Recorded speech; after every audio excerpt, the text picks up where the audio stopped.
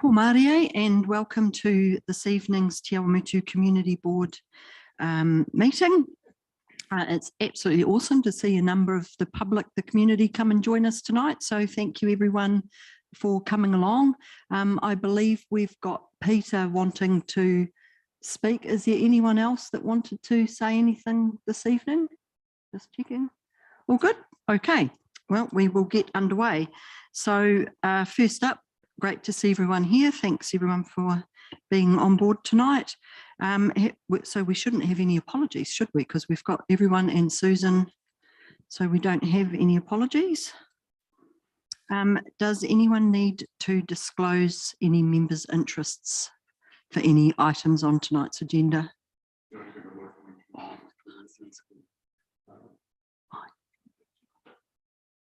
Is the effective Memorial Park that I'm involved with the RSA, is that considered? Okay. I do think I can still connect. Yep. No, thanks for just putting that across. Thank you. Late items. I don't believe we have any late items. No. So we can confirm. Can we have someone just to move the order of the meeting? Richard and Kane. Thank you. All in favour? Against? Carried. Okay, so we move into item 5, which is our public forum, and we've got Peter Fletcher. So Peter, if you'd like to come up and grab a seat by the microphone, because we need you to use that. When you go to speak, all you simply do is press the talk button, and that enables Susan to be able to, and anybody at home that's watching us this evening, to be able to hear what you're saying. So thanks for joining us. We look forward to hearing what you've got to tell us about. Oh, and just a quick reminder, you've got around about 5 minutes. Thank you.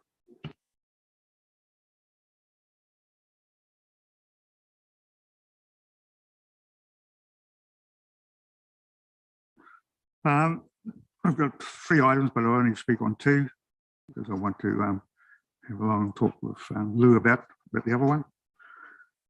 These are only suggestions that I've thought up. First item, I have witnessed motorbikes being ridden through the park and also push bikes ridden through the park. Due to the danger of people, including children, being hit and knocked down, it's now long past the time that both were banned from the park. The danger is someone being knocked down over, hitting their head on the path, resulting in concussion or even worse.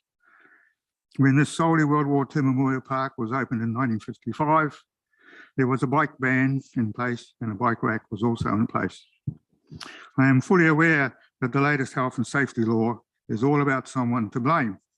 For example, White Island, health and safety taking 2nd and 3rd place.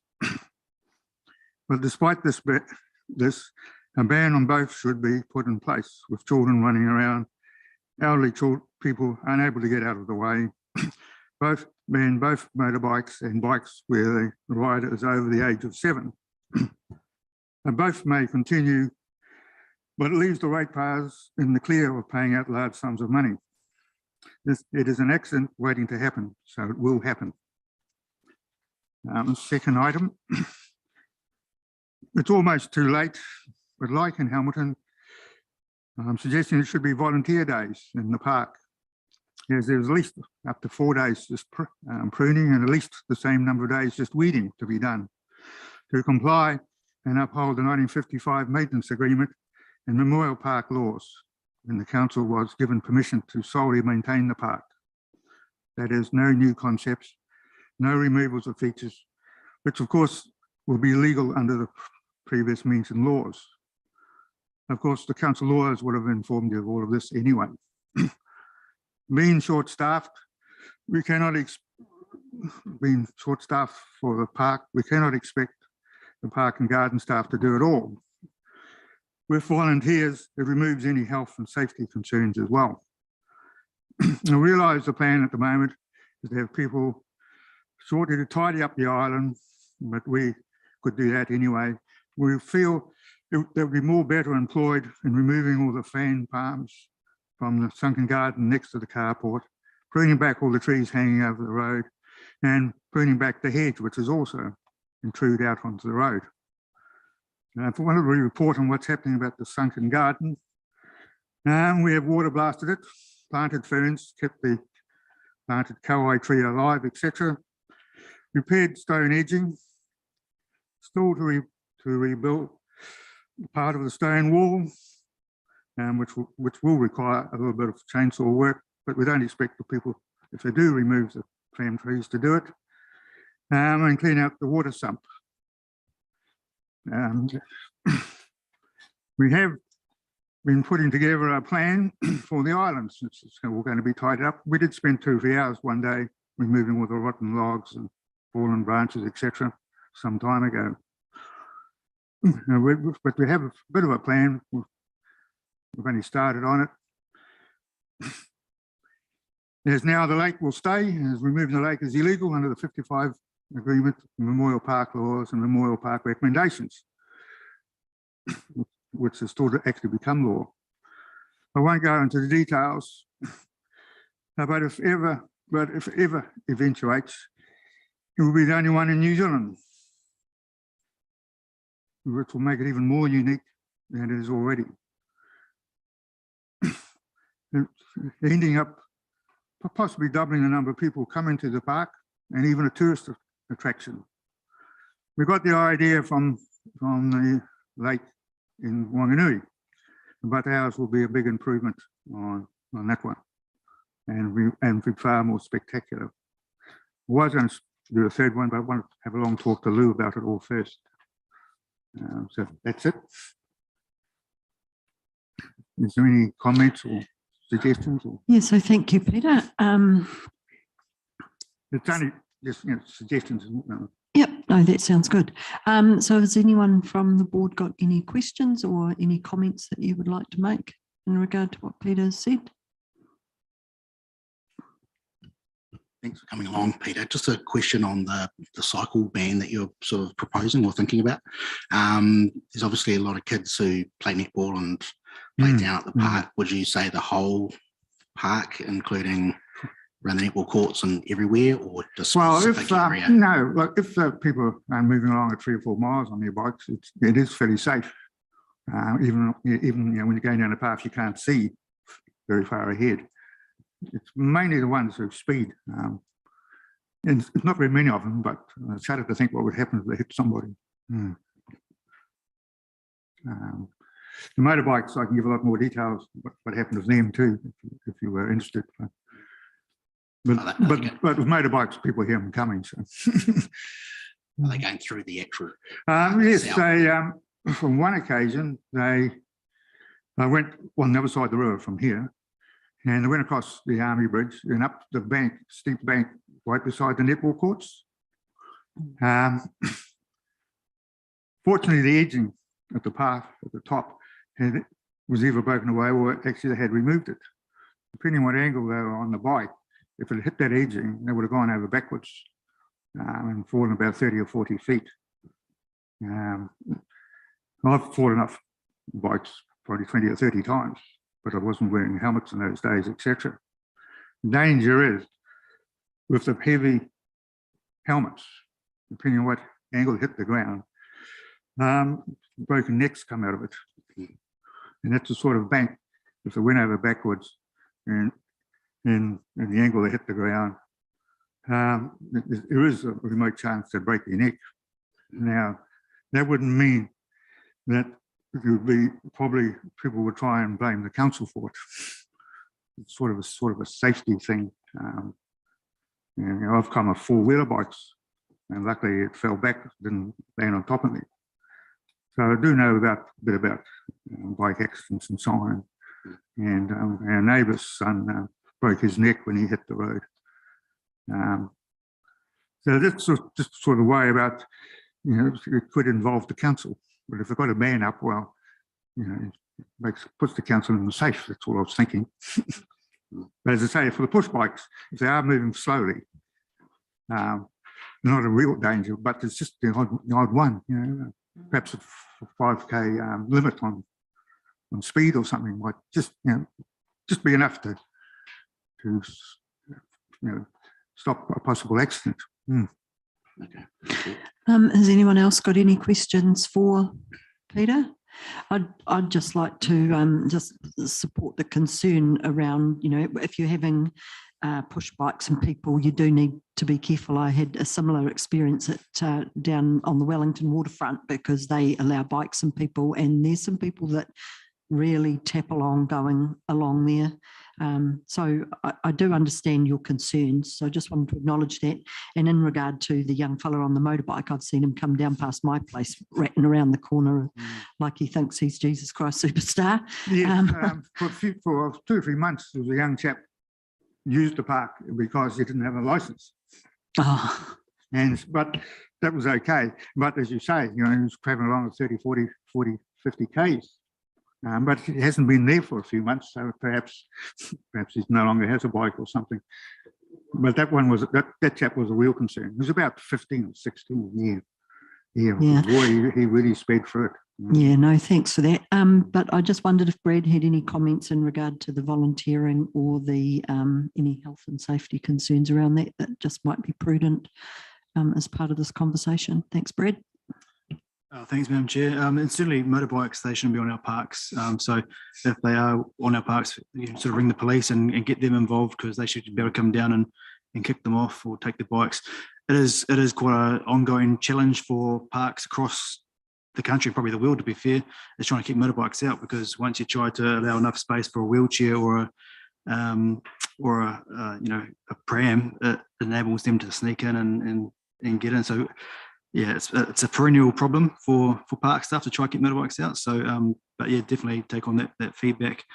In terms of the maintenance, hey, look, we it was a year or so now ago, with the maintenance group started to have some meetings with them to engage and work out a bit of a plan. COVID-19 sort of scuppered those a little bit, so that'd be part of our discussion, is to pick those up again. Craig Smart has been the conduit with Matt Johnston in my team. So yeah, we'll look to pick those up again and get that dialogue going, and just seeing how volunteers can support the maintenance of the park. Yes, I was talking to Craig yesterday, and so on, but he's away till the end of October.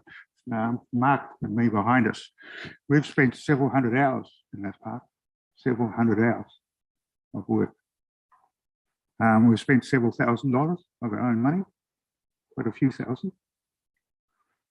And we don't really like all the work we've done to be, for to suddenly deteriorate again. As I say, in that sunken garden, we need to buy some cement and stuff. So we'll be spending another $100 on a couple of hundred we've already spent on it.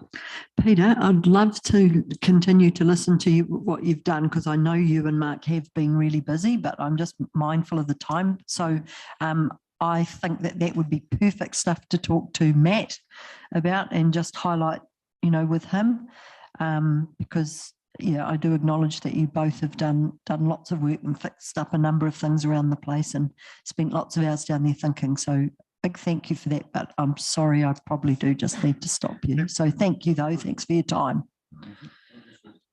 Yep.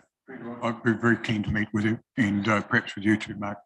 Perhaps we just arrange something on one night. Yes, up to the club. We've got sort of plans for the island, and we know how to make the Peace Fountain far more spectacular, which we feel is quite important. We can have a talk about it. So we can talk all about that. Thanks. Thank you very much for your presentation.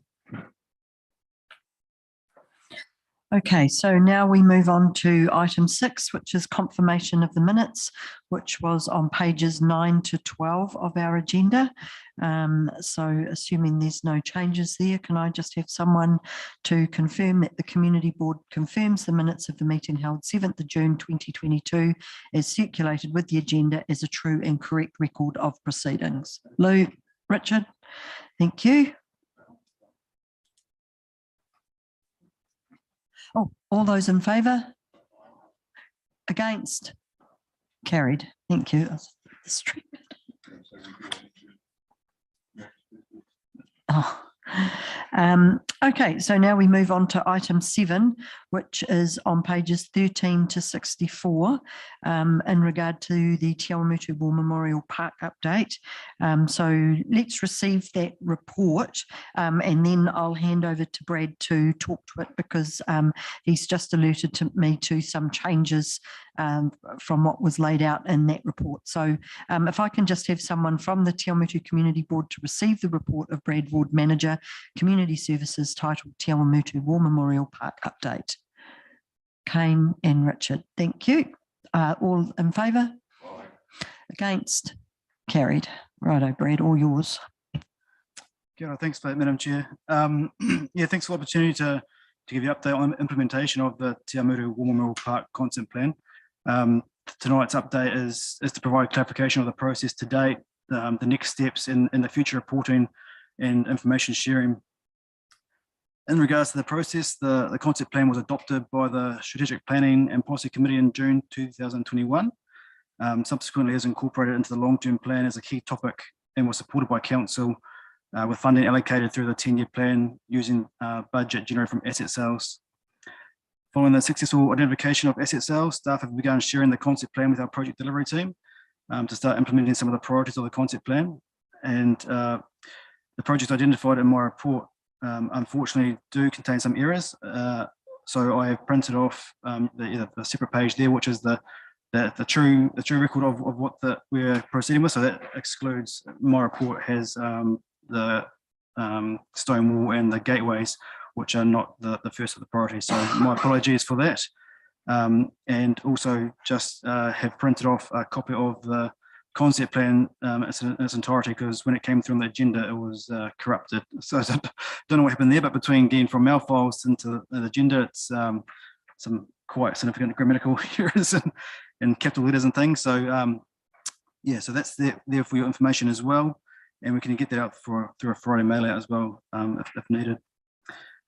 So the project delivery team from here will work through with our mana whenua partners and our key stakeholder, the RSA, and we'll also keep the Chiaumutu War Memorial Park maintenance group informed as part of our regular catch-ups. And as I was sort of just touching on there with Peter, we'll look to start those korero with the group. So yeah, so Craig's been our conduit so far as that. So we're looking for that group thinking instead of individual pieces, and we can keep them informed of what our projects are and inclusion there.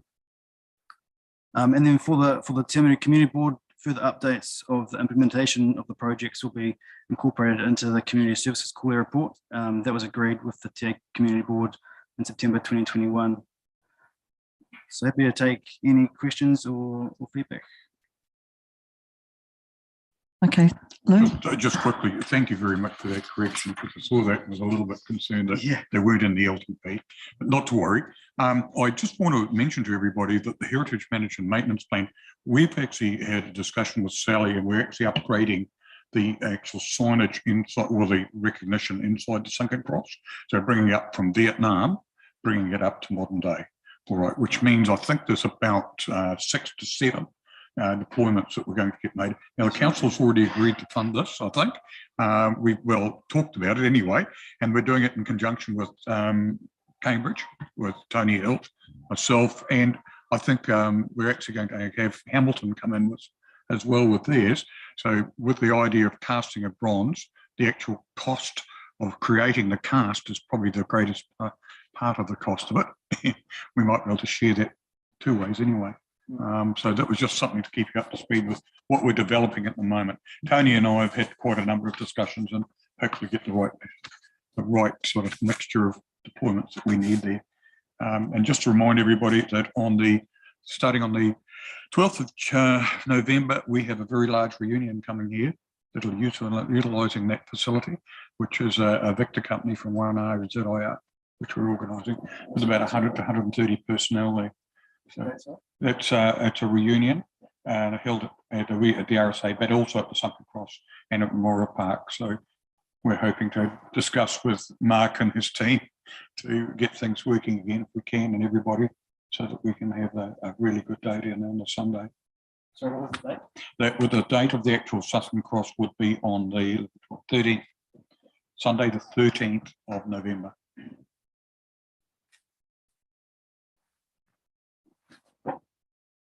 That's it, me. That's you, Lou.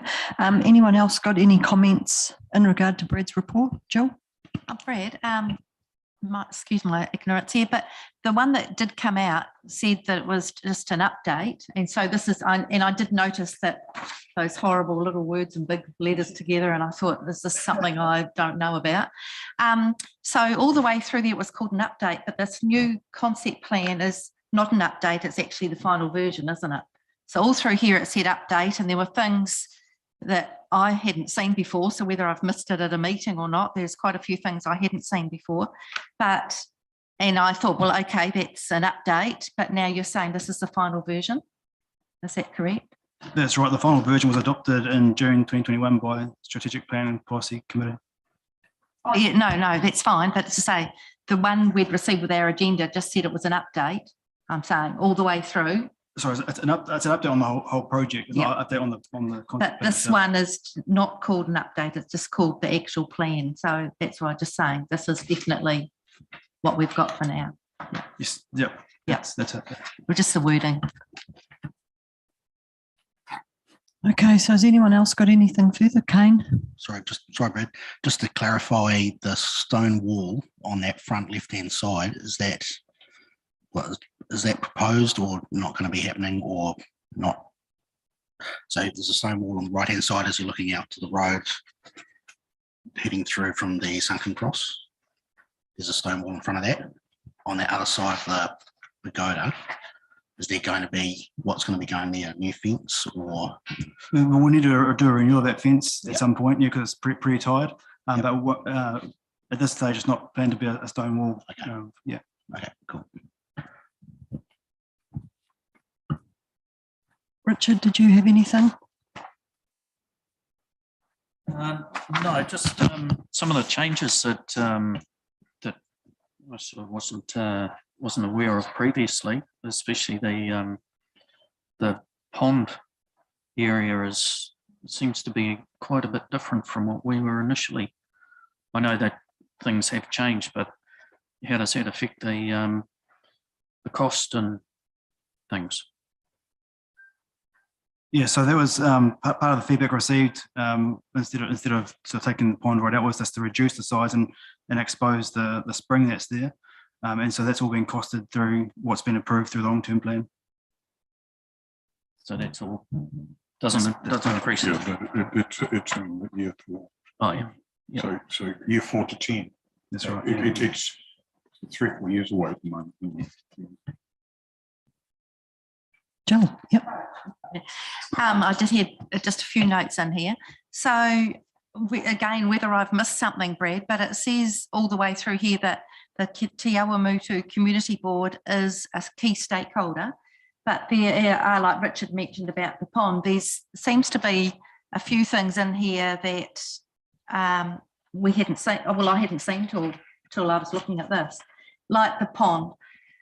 And you had talked about wetlands maybe, but it just never seemed to be 100%. And where we are a key stakeholder, I just think some of the final draft plans didn't reach the community board. Also, a separate question with the pond, I know we've got at the moment, there's no fence around it, and I guess parents are responsible for their children. But with the wetlands, and this again might be my ignorance, it's quite damp in there, so that if the kids were unsupervised, they could go in there. Would it sink down, or is it just very wet? If the kids were going to run through there? They'd be quite comparable to a lot of other stormwater ponds that we've got around the place now, and most of those are not fenced, so it'd be quite similar to what they are looking like. So they would, I mean, but if someone ran through the wetland, could they sink down? No, well, it's not that bad. Oh no, I wouldn't think it'd be that bad. No, it's not like a quicksand sort of thing where you're gonna submerge. No, I just think it could be. As you say, there's a lot of areas not fenced off, but just a concern I had. Thank you. Okay, so I would like to add my penny's worth to this one, because I am going to go as far as saying I am very, very disappointed with the process that we were involved with in regard to the Memorial Park. I've checked with my fellow community board members. I haven't checked with Lou because as a councillor, he was privy to this reserve concept plan. At no time until today, until this agenda of August the 9th, were community board privy to what is in this document. So we continually asked consistently right from the very first draft about more information. We can't make a really good call on this without extra information. We were constantly told it's a high level concept plan. It's just a draft. You will get to see more detail when that becomes available. So I'd just like to quickly run through the timeline. So we received the original draft and I didn't double check this, but was it 2020 when the first one came out, and we went out for public consultation. As Brad's rightly pointed out, the public weren't keen on that. There was something around the vicinity of 517 forms of feedback received, with a significant number of those requesting that the proposed features didn't happen or changes. And they were listened to. So all the war memorial features were retained, things like the sunken garden. It was decided not to move them, so that was great.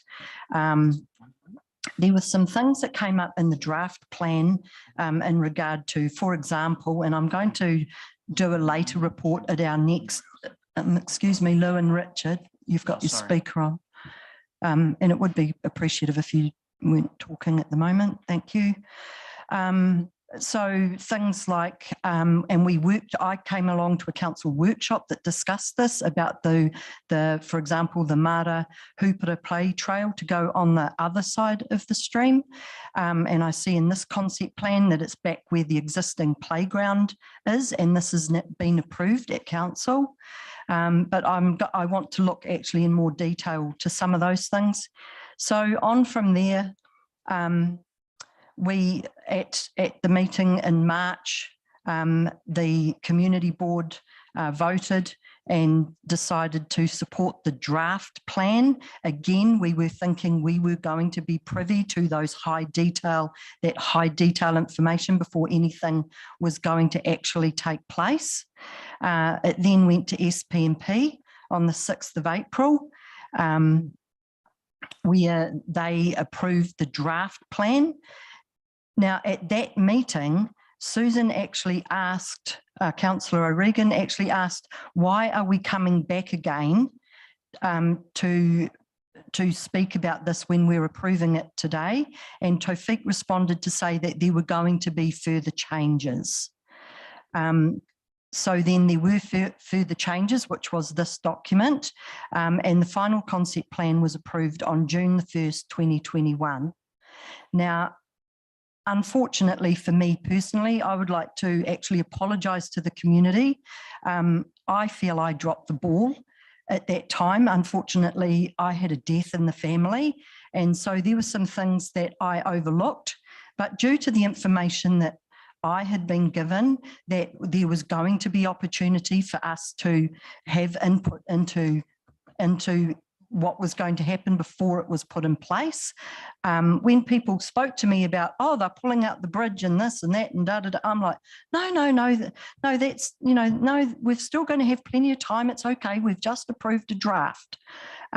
So as I say, I would like to apologise for that oversight on my part, but I did try on the 14th of September to try and keep on top of any changes that were going to be made in the park. And I had the support of the community board, where we resolved that the Chiaumutu Community Board receive information from council staff pertaining to changes related to the War Memorial Park at least 3 months in advance of the proposed time of the change, to allow time for the community board to provide community feedback to staff. So that doesn't tie in with going in the quarterly report, because the quarterly reports we receive generally have happened. They're not things that are happening. I also made a specific effort to update council about my concerns around our involvement with the Memorial Park in regard to what we were promised as key stakeholders. We had 5 to 10 minutes. We thought we were going to be, that was our opportunity to give some initial feedback, and we were to go out to the community and just ask and get a bit of a feel, but no, that was our input. And as I say, it's just gone on from there. And I've checked with everyone, they haven't seen this either. So I suppose what I personally would like to suggest is that we put this on pause, and that there is some effort to have community board be involved with this project again, like we were promised. So that's my piece, and I would like just to quickly hand back to my fellow board members just to have some of their input on what they think in regard to the things that I've just raised as that have arisen as a result of Brad's report. Thanks.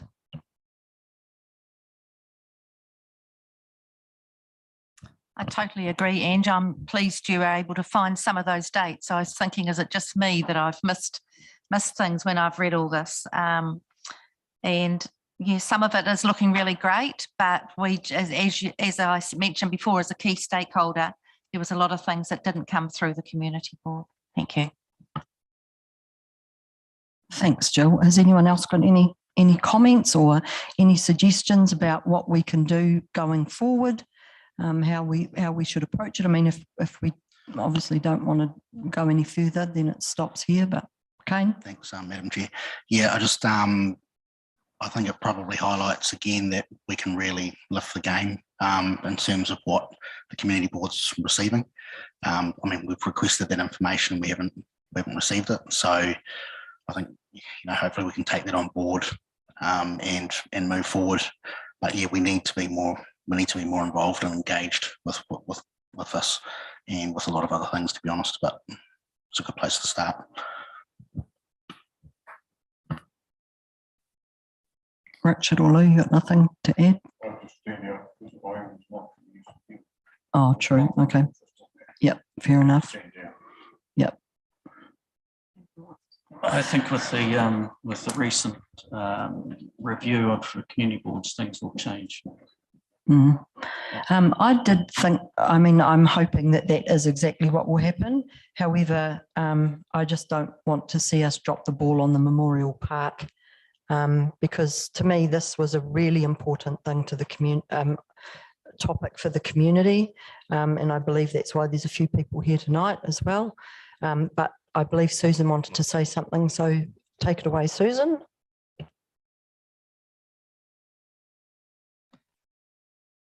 Sorry, can you hear me? Yeah. Oh, excellent. Just checking. I guess I just have to say that I'm a little bit concerned that we weren't advised. Well, I certainly wasn't advised of your concerns, Ange. I read Brad's report and felt that it covered a program of works that seemed reasonably comprehensive in the first instance. So I guess I'm just a little bit concerned that as a community board member, and obviously my involvement in terms of SPMP and being on council, I haven't heard of your concerns before now. So look, if there are concerns, I think we're probably, I can probably speak for council when I say we're keen to hear them, but it's a little bit concerning. I haven't heard them until now, but I take them on board, as do, I'm sure, does Brad, but it would have been nice to have been given a little bit of a heads up on what the actual concerns were. That's all I had to say. I mean, I'm not saying there's not cause for concern, but I just would have been nice to have been given a little bit of an understanding on the background from your point of view. That was all.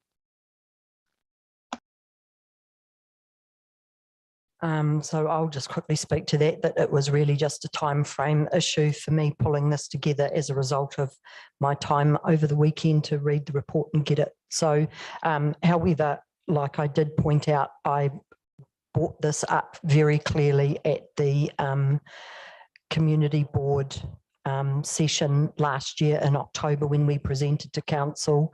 I certainly raised concerns the whole way through with the process and asked questions at each of our community board meetings regarding the draft annual plan. And as you know, I actually voted against it. So I'm not sure that my concerns haven't been aired before, but in regard to this specific incident, no, you weren't given prior notice because I just finished it about 5:15 tonight. So, but shorter time. So apologies for that. Is there anything further anyone else would like to comment about this? Thank you, Madam Chair. Just through you, I'm just asking the question, are we going to proceed with the work in progress at the moment, like the vegetation management plan and the discussion of that? The heritage management and maintenance plan. This is going out to discussion with all three groups. Okay, so this is community board, RSA. That's what we said here.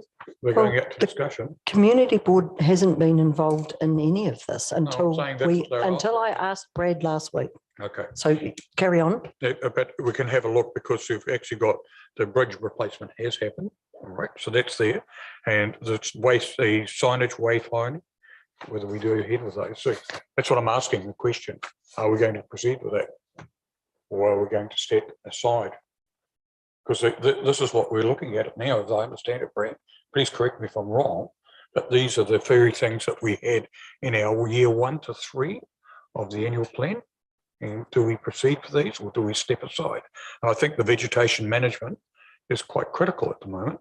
And I think it should be discussed amongst the groups like the Memorial Park Maintenance Group, RSA, and ourselves.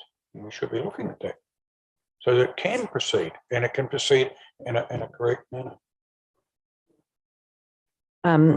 Sorry, I should have probably edited the pause part based on the fact that I was concerned about particularly the stone walls and the gateways in this early part.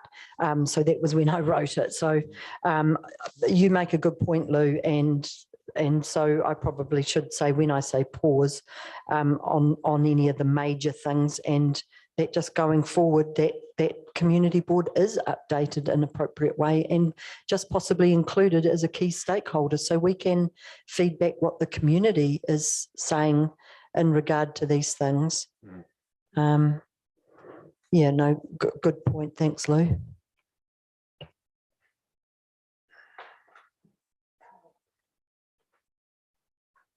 Excuse me, through you. Brad, I've really not gone and had a look at the bridge, but I believe it started and it's not working out right because so the rumour has it in town, but I haven't gone and had a look myself. I just wonder if you can clarify that the building of the bridge has started, but it's okay on one side, but the other side there's something wrong with it and it can't be completed. Can you fill us in on that? So our transportation team is leading that project on our behalf. It was efficiency with the collection of projects that they're doing at the time, so to get some efficiencies. But no, that's not the case. That's been outlaid to me that it's all fine. So there'll be a sort of 1 to 12 gradient ramp that comes off that bridge. There's another bridge to go in, obviously, still next to netball courts. So that's all still in place. So there's definitely no issues that I'm aware of as part of that project.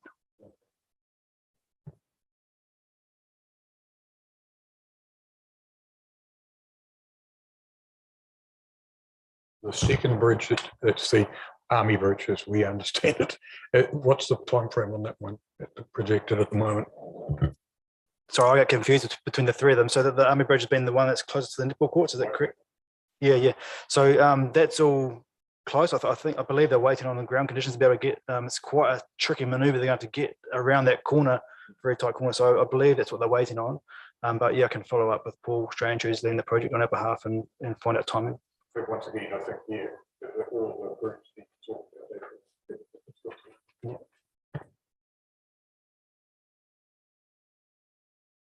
that. Yeah, Sharon, you.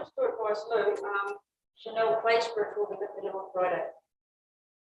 Across the road from home. Yeah, that's across the road. Down I've got- Yeah, yeah. and the other one is, as Brent said, it's held up by the weather. Yeah. I realise that, but I'm just asking the time frames.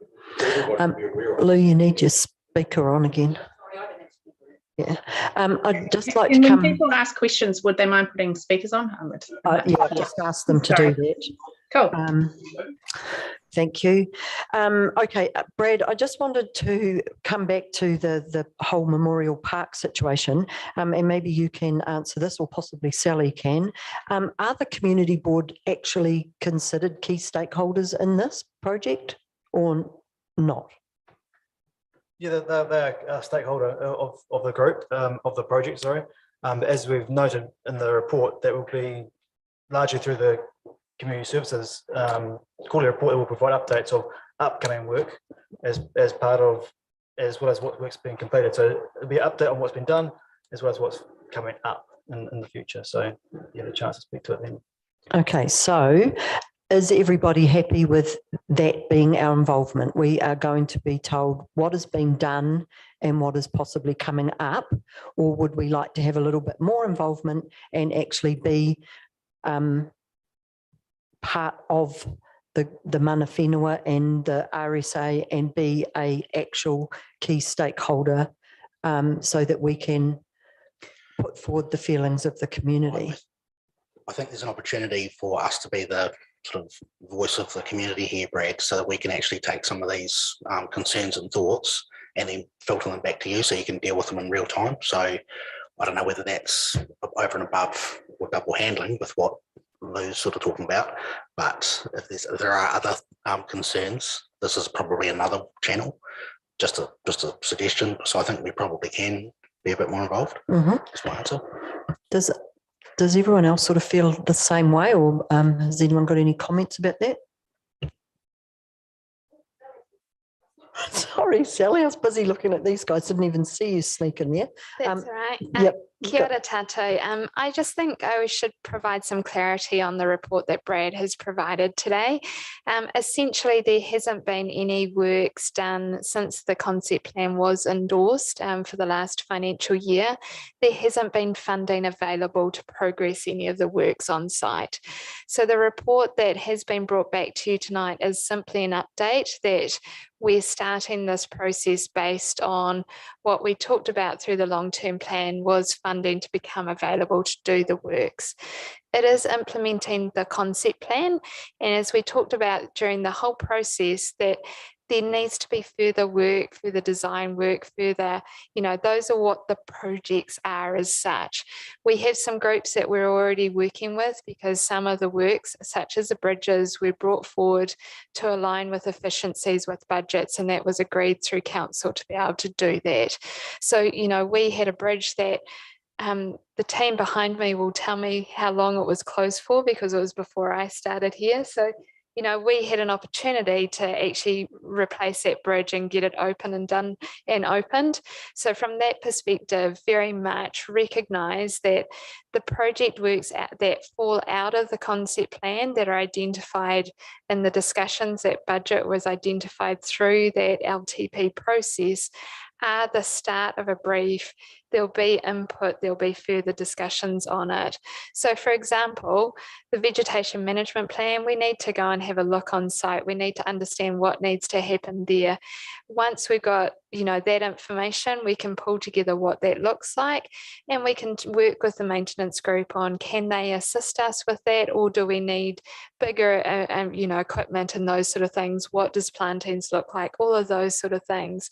So we are only talking about that level of the detail. Through the chair, I believe you're asking for more detail than what we've got to at the moment. And that's the next step with the concept plan, to be able to do those pieces of work or those project works to get down to that detail to enable a conversation. So yep, we did promise that we would come back and provide an update. This is what this discussion is about, and it is providing an update on what was funded and what those first priorities were to kick off with. So I think Brad's very much heard your concerns. I know that the chair was not happy through the whole process. So I think we recognise that, we understand that. However, we're now here and what do we look forward to? And I think the reality is about putting the right effort, the right funding into what is a key park, a very well respected park for our community in Chiaumutu, and how do we work together to achieve that? So, you know, Brad is actually doing what you asked of him to do, is provide you an update. And I think about how do we work together to make all these dots connect over the next 10, 15, 20 years that we're going to need for the funding perspective. So hopefully my 2 cents worth helps with some of that clarity. Thanks, Sally.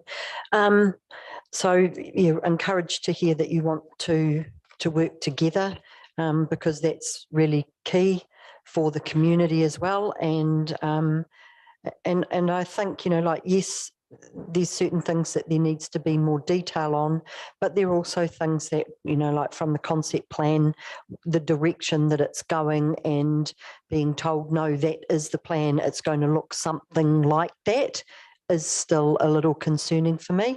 As Richard pointed out with the review, you know, absolutely encouraged, want to look forward, want to be positive, but I'm also mindful that we need to get this right for people, and not have a plan that's set in concrete if that's really not what the community wants. So that's kind of where I'm sitting. But Yeah. you've got another. So 100% appreciate your sentiment there, Ange. However, we do have a concept plan that has been approved by the committee, and that is really the guidance that staff will work with, along with what was also funded through the LTP. So from that perspective, yep, there's opportunities for discussion, but I would you know, not say that we're relitigating a concept plan process. It is about looking forward to how we implement that and get the best outcomes of those projects that are identified in the concept plan. Okay, cool. Thank you. That's awesome. Thank you. Just going back to my comment before in regard to us being involved as key stakeholders, I just wanted to get a bit of a feel for that. Is there support for that to move a motion that we are supported, or are we happy just with what Brad was suggesting with getting 3 months prior notice, you know, like within the quarterly reports? From what I've heard in this discussion, we are key stakeholders and will be involved. So we don't need to vote on anything. No. Brad said we will be involved with it. Okay, all right. Sally said Yep. that this is just a draft, or this is just an update, and they haven't been able to get on to look at what work's required and get on the ground and have a look at the stuff. So I think where we're at is where we should be. We will get the information. Kane? So when will we, just as a sort of guidance, when are we going to get the next update, and how often we're going to get that, Brad? Is that so we can sort of lock that in and go, we're looking forward to getting your updates? So there'll be a very brief update in the quarter report that's going to service delivery next week. That's pretty much us acknowledging that we're having this corridor to start things off and start implementing it. And then, so now our project delivery team, we're working with them to form up a project implementation plan. So they're looking across all the projects of the priorities and starting to pull those in, start to get a bit of a feel about where the direction we're going with them. And then we'll start to link in the key groups, the RSA, the Mana Whenua, the Chiaumutu Warm Maintenance Group, sorry, mouthful there, and obviously the TAG Community Board as part of that discussion. Probably, I think it's probably, when we have that, we can link in, send the invite out at that point as well. So yeah, and then from there, the next quarter report will give a summary of what we've been up to for the last 3 months in that space, how the progress is tracking, and then yeah, as I said before, sort of forecasting what's the next steps we're going to be taking. So yeah, so through the chair, not to add to Brad's thought process there in terms of response, but very much if there are things that need to come up between those timeframes, we will bring them to a meeting, and I think we can, we plan that as we're planning any project of how we do that. So let's not say that we will wait 3 months and sit on that. If there are things that need to come through in between that time or urgently, that they will do. Yeah, if there's a all I guess I'm saying is if there's a bit more of a more than a quarterly update. We can actually see, sort of plan out, say 6 months, these are the sort of things that we might be discussing. Then it's fully transparent and we know what's happening.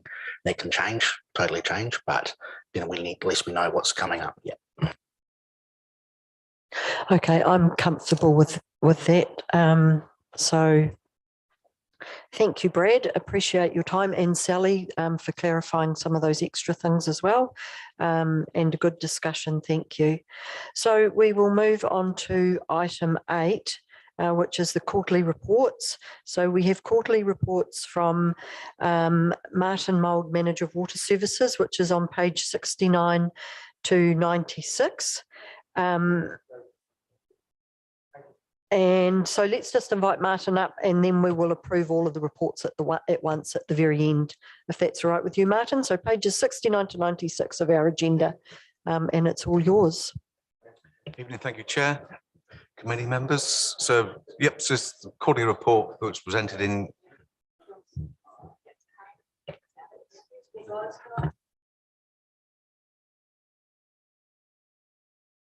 Okay, where you go, Martin.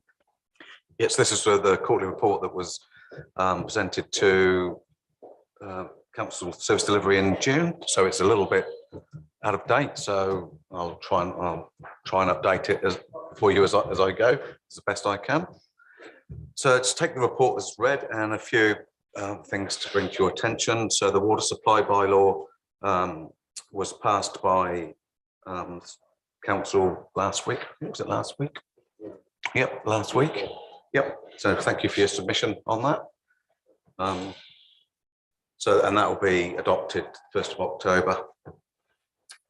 Obviously, the next one is the fluoride from the Ministry of Health have instructed us to fluoridate the Cambridge water supply within 9 months of agreeing funding. So we haven't heard back from them yet on when that funding is likely to be agreed, but we'll have 9 months to install it. Once we receive that funding agreement, we've received a formal warning for a breach at the Titahi water treatment plant from the backwash pond, which there is a report attached for more info. The Waikato Regional Plan Change 1, which is the global regional council plan change. We've been in discussions and mediation with submitters on the 29th of June. We didn't really reach any progress during that mediation, so there'll be further sessions planned. The next is 3.1.3 is water safety plans and source risk management plans. So we're just, the new drinking water compliance standards were supposed to come in force on the 1st of July. So we were getting ourselves ready with our safety plans and source risk management plans. We were in the completion phase of them, and they've now moved the implementation date back to the 15th of November. So once those plans are complete, we'll have a workshop with council so they can better understand what those plans mean.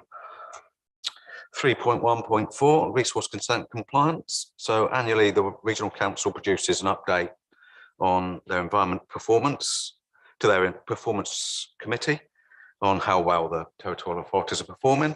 And you'll see from the table on over the page that for wastewater, water supply and stormwater that we've improved. We've got an upwards pointing trend for wastewater and water supply and a static trend for stormwater. And the stormwater, there's 0, 0, 0, so it's a bit hard to improve. So that's why the trend's flatline there. But we've improved our performance in wastewater and water compliance over the year, which is a very good result.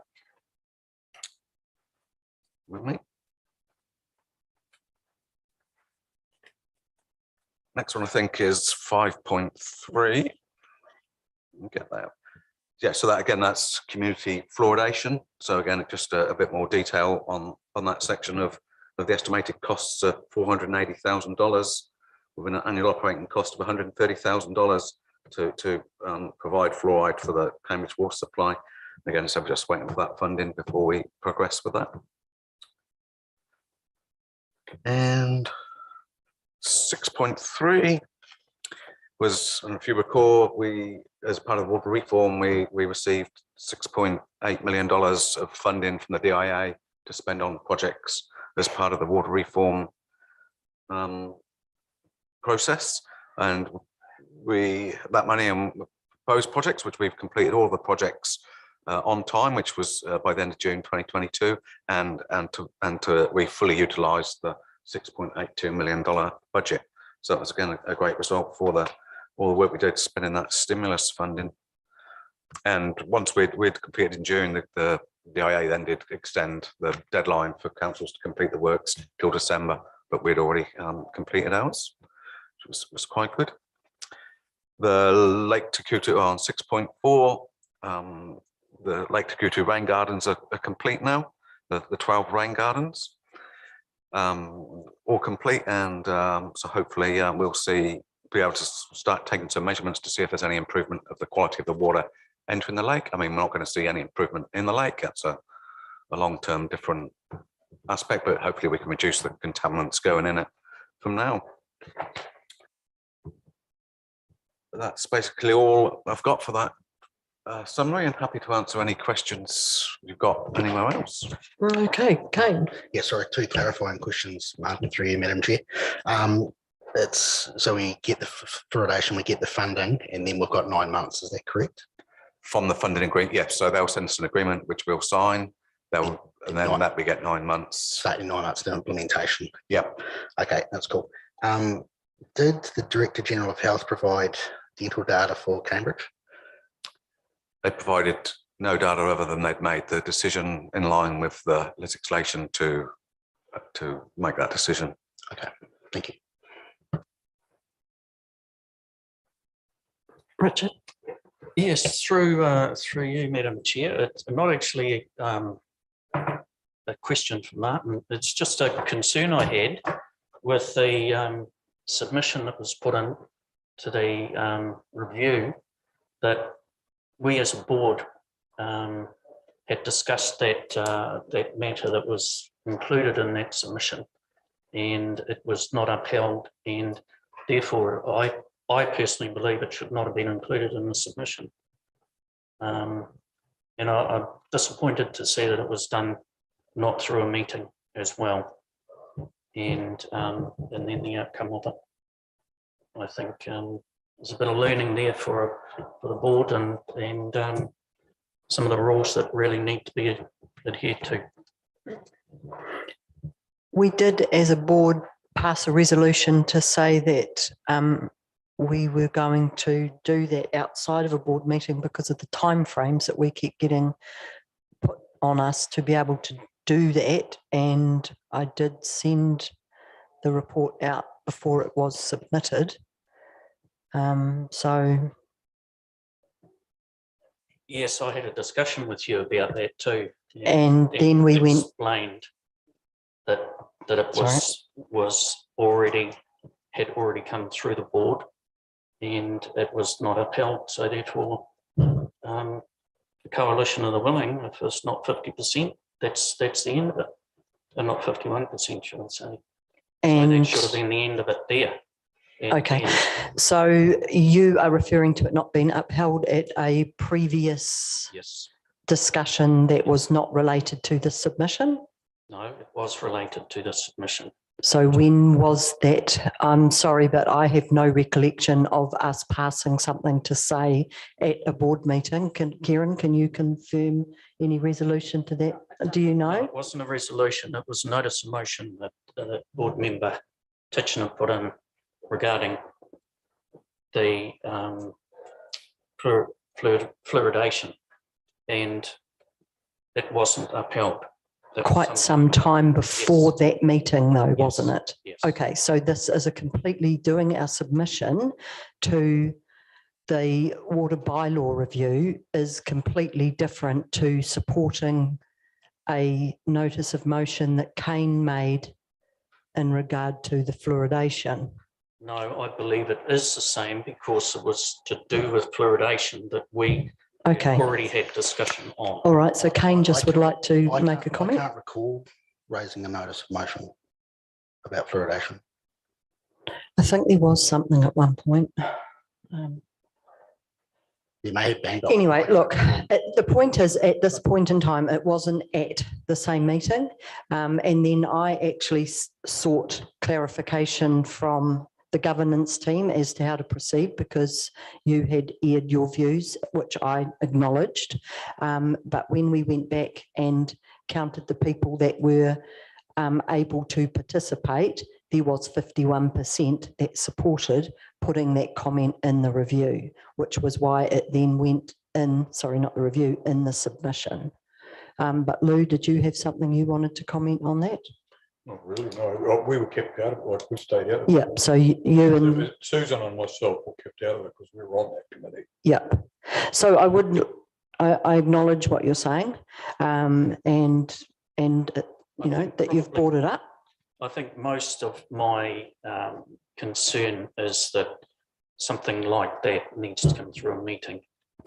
Okay, well, even if it does take longer, it needs to have some more work done on it.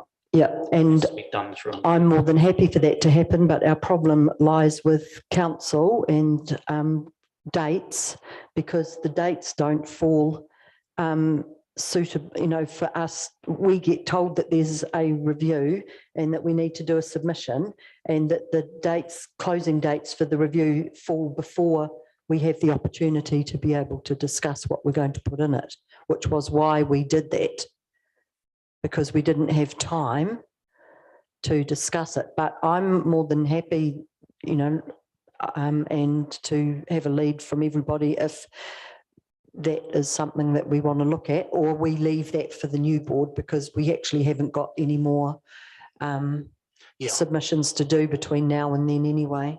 Through you, Madam Chair, I'm quite keen to have a broader discussion around these issues, absolutely.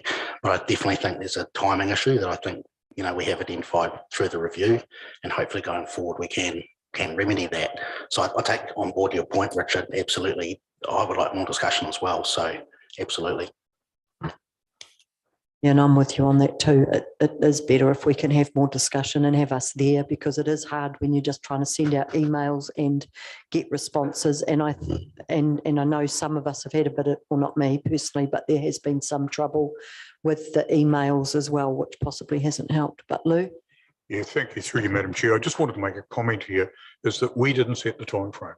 All right, we were responding to something that was sent to us by central government. So they actually set the timeframes. Unfortunately, so many of these issues are very, very limited. We get 2 weeks, and quite often they release them on a Friday afternoon. we don't really get going till the Monday morning. So it just makes these things a lot more difficult. So it's that's probably why this was Water Act and this is submissions for it came to where it did. Yeah, no, for the water supply board, that was, we did set the submission time frame for that, which is a statutory time frame for submissions, but it was quite a long process, and yeah, I don't know how many meetings it covered for you, but it was but yeah. The bylaw submissions often fall outside by, like, often they close on the Friday, and then we have our meeting on the Tuesday to be able to make the, you know, like for us to be able to have the discussion and then move that's what we're going to put in. So we just get caught I mean, Kieran might be able to clarify that for me. Yeah, we just get caught in the crossfire. We usually need about 3 days. So maybe what we need to do is move our meeting a little bit so that we don't fall outside of it. But it's not just you. No, but it's all of them. It has to go to a council meeting to get approved, ready to go for submissions, and then that's when the clock starts for submissions. So if there's a mismatch in your meeting calendar, that's what needs. Exactly, yeah. So, but that's something that maybe we can, you know, by identifying that, we can do something about it. So thanks, Richard. Anyone else? Oh, Kane. So last one, through you, Madam Chair. Just regarding fluoridation, so looks like it's going to go ahead. What, in terms of any thinking or any guidance, will there be on the harms of fluoride going into the water supply? Has there been any investigation from the water team on that at all? Has there been any investigation or guidance on the harms potentially of that going in the water? We follow the lead of the Ministry of Health. And in terms of what I guess I'm getting at is, will there be any warnings for the community? Not unless instructed by the Ministry of Health. No. Oh, sorry, Jill. So Martin, 5.1 under your risk management, health and safety assessments and events. Just a question. I've had a member of the public talk to me about a building that's used by quite a few people and is 99% sure, because he used to work in health and safety, that there's asbestos there. Can he just come to the council and talk about that to someone? Is that a good idea? He was actually wanted to get a private company to come in and have a look. And I said, I didn't think that was probably a good idea, but can he just go straight to the council with his concerns? I'll probably let Carl answer that one. Is he over there somewhere? Yep, and he next. Oh, you might as well jump up there early because you're on next anyway. It's a good segue. Through Madam Chair, yeah, if they just want to log the call through our call centre like anything else, that'll get directed to an appropriate staff member. It's not an offence or anything to own a building that possesses asbestos unless it's in a deteriorated condition. But we could give some guidance on where to go with something like that. okay, thank you. Okay. Martin, but I just very clear, 0.7.2, okay, Moinoke biosolids, great to see that coming up. Is this going to get rid of some of our bio-tech bags that we're storing down at Chiaumutu, or is with this Moinoke biosolids, this is where they actually use worms, don't they? They actually break it down and put it back in as, it goes back to compost. I just wondered how big a bag and how well it's.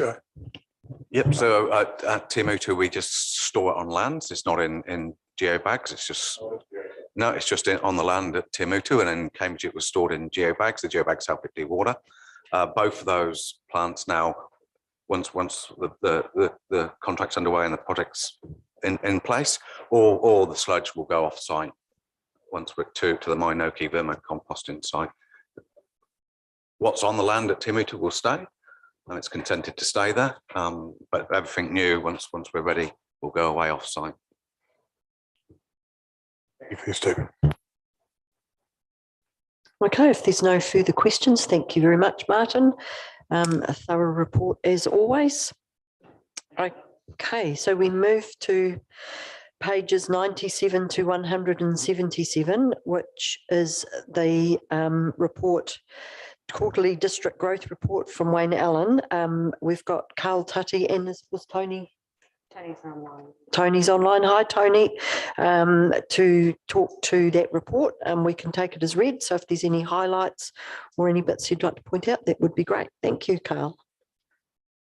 Yeah, thank you, Madam Chair. Good evening, everybody. So, yeah, quite a substantial report. I'm pleased you're going to take it as read because there's quite a lot of information in that.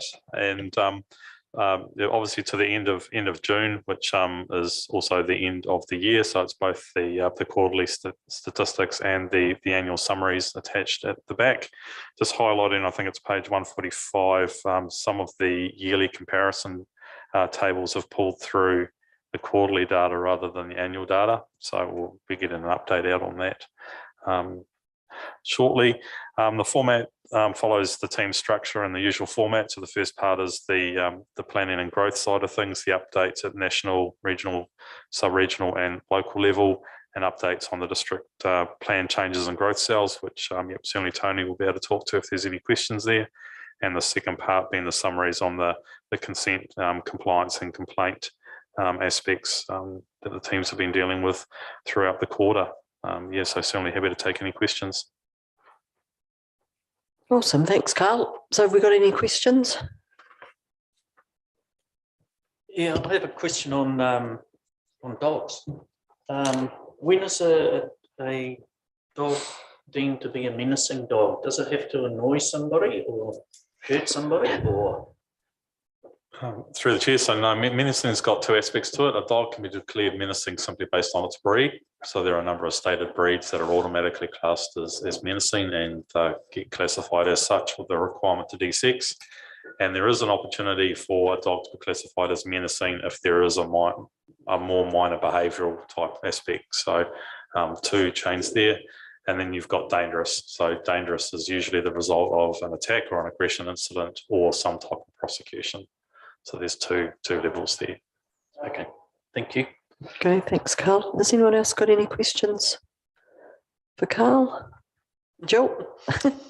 Just a couple. Actually, when I was reading through it, I was looking at all the growth plan of all the areas for building. But I see after what happened at the meeting today, I don't need to probably talk about that. Food and health premises, you've got in here, and I don't know whether it covers under it. So the different, this is on page 146, and it just saying registered food control plans. What does that mean? Okay, through the chair. So in the old days, so back when I was a health officer, you basically every premises that sold food was registered in the same way under the same regulations, regardless of what they did. It's now based on the risk of the premises. So depending on what that actual business undertakes, dictates what category they fit into. So your higher risk premises are usually sitting in what's called a food control plan. So that's a bit like a standard operating procedure, I guess, for want of a better term, for that business, where they demonstrate what processes they follow to make sure that the food is safe. And then the lower category is the national program, where it's more of a template-based document where they get provided guidance on what they need to do in that category. So the food control plans are the majority of food businesses, cafe, restaurant, food service sector, which council administers. And then there's a few lower risk ones. And there are some that are in there that don't quite fit because of their risk that Ministry of Primary Industries administer. So effectively, they're just different types of the same thing, depending on the risk of that food business. So my query would be, do rest homes come under that? Rest homes have to be in one of those categories, yes. And that will vary. Rest homes have the option of a national template that they can adopt, which may mean that Ministry for Primary Industries looks after them, or they can tailor their own, which we may look after. But either way, they will be subject to controls. So basically, unless there's concerns, it's an annual check? It can be. Again, it's based on the risk of the business and the outcomes of previous audits. So for the majority of businesses, it'll be annual, but it can be up to 18 months if they have a good track record. And for other businesses that don't have a good track record, it can be as frequently as 3 months. Okay, thank you. Yes, Carl, in your box of hats, do you have one that maybe you could put on to talk about Plan Change 26? Or does that come under a different? Madam Chair, I'll defer that one to Tony if he's there. Yes, I am. Can you hear me? Yeah. Yep, cool. Tony got you. Okay, thank you. I've got the right microphone on then. So what would you like to know about Plan Change 26? It was passed today for notification. Yeah, I heard that. That's all fine. I just have a concern, and a number of neighbours have a concern around me that Housing New Zealand are going to develop multiple residencies on 2 properties on Riwi Street. They're not the greatest of landlords when it comes to how they manage their properties and their tenants, and it would be of concern to me for its actual location. The driveways to these properties are not easy at the moment, so if they're going to stick in another few houses, it's going to create absolute chaos. Do you get any notification on what their plans are? I'm aware there's one proposal that our consent team are working with them on at the moment in Chiaumutu. I'm not sure exactly where the location is, so off the top of my head. We don't have an application for that yet. So the normal process we run through is that, and this is not uncommon with any applicant. So we'll often have pre-application meetings or due diligence meetings. and that's to help them fine tune, I suppose, their applications to align with the plan as best, our district plan as best they can. Once an application is lodged, then we go through a formal process of assessing who might be affected parties under the Resource Management Act. And if they are, then whether there's any grounds for notifying either publicly or limited to neighbours or other affected parties. We're not at that point yet. So the one I'm thinking of, and sorry, I don't know the address off the top of my head. We don't have an application for it yet, but certainly when that's lodged, we'll be going through a process of assessment for that. Okay, thank you. Okay. There is one clarification, sorry, to the table that might be just relevant to point out. So I'll just try and find the right page. It's a table of plan changes. Wouldn't it be something to do with draft plan 21? No, it's plan change 20. So it's on page 103 of your agenda. So we've got plan change 20 on there, which is the airport Northern Precinct extension. So in the report, it says it's on hold. That's now come off hold. So at the applicant's request, so that's a plan change to extend an existing zone on the northwest side of the airport for airport industrial activities. That's now off hold and we're processing that. It's on the Hamilton side, eh? So yes. Yep, I know, I remember that. Yeah. Just while everyone's pondering over that, I had a quick thing on draft plan 21, and I'm sorry I didn't note the page number, but I was just curious because it said that T6 was going to be having affordable housing, but T6 is actually large lot residential out at St Ledger's Road, and Cambridge didn't have a C11. Oh, actually, I might be on the right page. Hold on, try 103 at the bottom. Yeah. Yep. So it says affordable housing T6 and C11 intensification. Okay. But when I went and had a look on the plan, the numbers, like the letters and the corresponding numbers didn't match up. I think C11 should actually be C7. So that's on Cambridge Road as you come into Cambridge on the left-hand side. I think that's C7. So, yep, that's that error. T6, if you look at that page, there is a comma between affordable housing and T6, so they're not the same thing. So plan change 21, the scope of that, the scope of that includes affordable housing across the whole district. And then T6 and C11. Okay, sorry. Yep, right. That makes sense. Sorry about that. I just read it as affordable housing, T6, and then intensification, of course, is often social housing. So I just went, oh, hang on, they don't match. Okay, cool. And I had a quick other question. I was just curious, what's actually involved in providing for the papakainga? So sort of what things have to change and what briefly does that entail? So we're still scoping that up. So we've got a consultant, James Fetu, on board, so he can whakapapa back to the local iwi of the Waipa. He's done a stage 1 report. So the stage 1 report is to look at our district plan and comparable district plans to understand, I guess, the size of the plan change. Stage 2 is actually looking at what we might need to change, but the principle around this plan change is to better enable papakainga. At the moment, it's relatively enabled, but it's limited to specific zonings. And so that's the intent behind this, is to enable it if we can. Oh, nice. Oh, thank you for that clarification. Did anyone else have any other questions for Tony? Because I've got another one to go back to for Carl. No? Okay. So thank you, Tony. I just had a quick question in regard to being up early and walking around the place. I am noting more rubbish around the place of the more substantial size, like sofas popping up outside people's properties.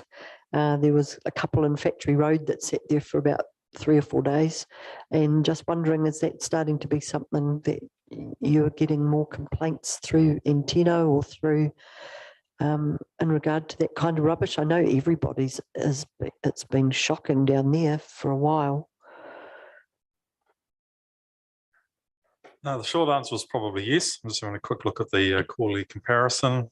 So the last quarter has been a little bit elevated over previous quarters in terms of the number of complaints, but also in terms of the number of infringement notices being issued as well. So staff are out actively dealing with those. And yeah, that's the whole spectrum. It's the small items being discarded right through to trailer loads of things being dumped at different locations.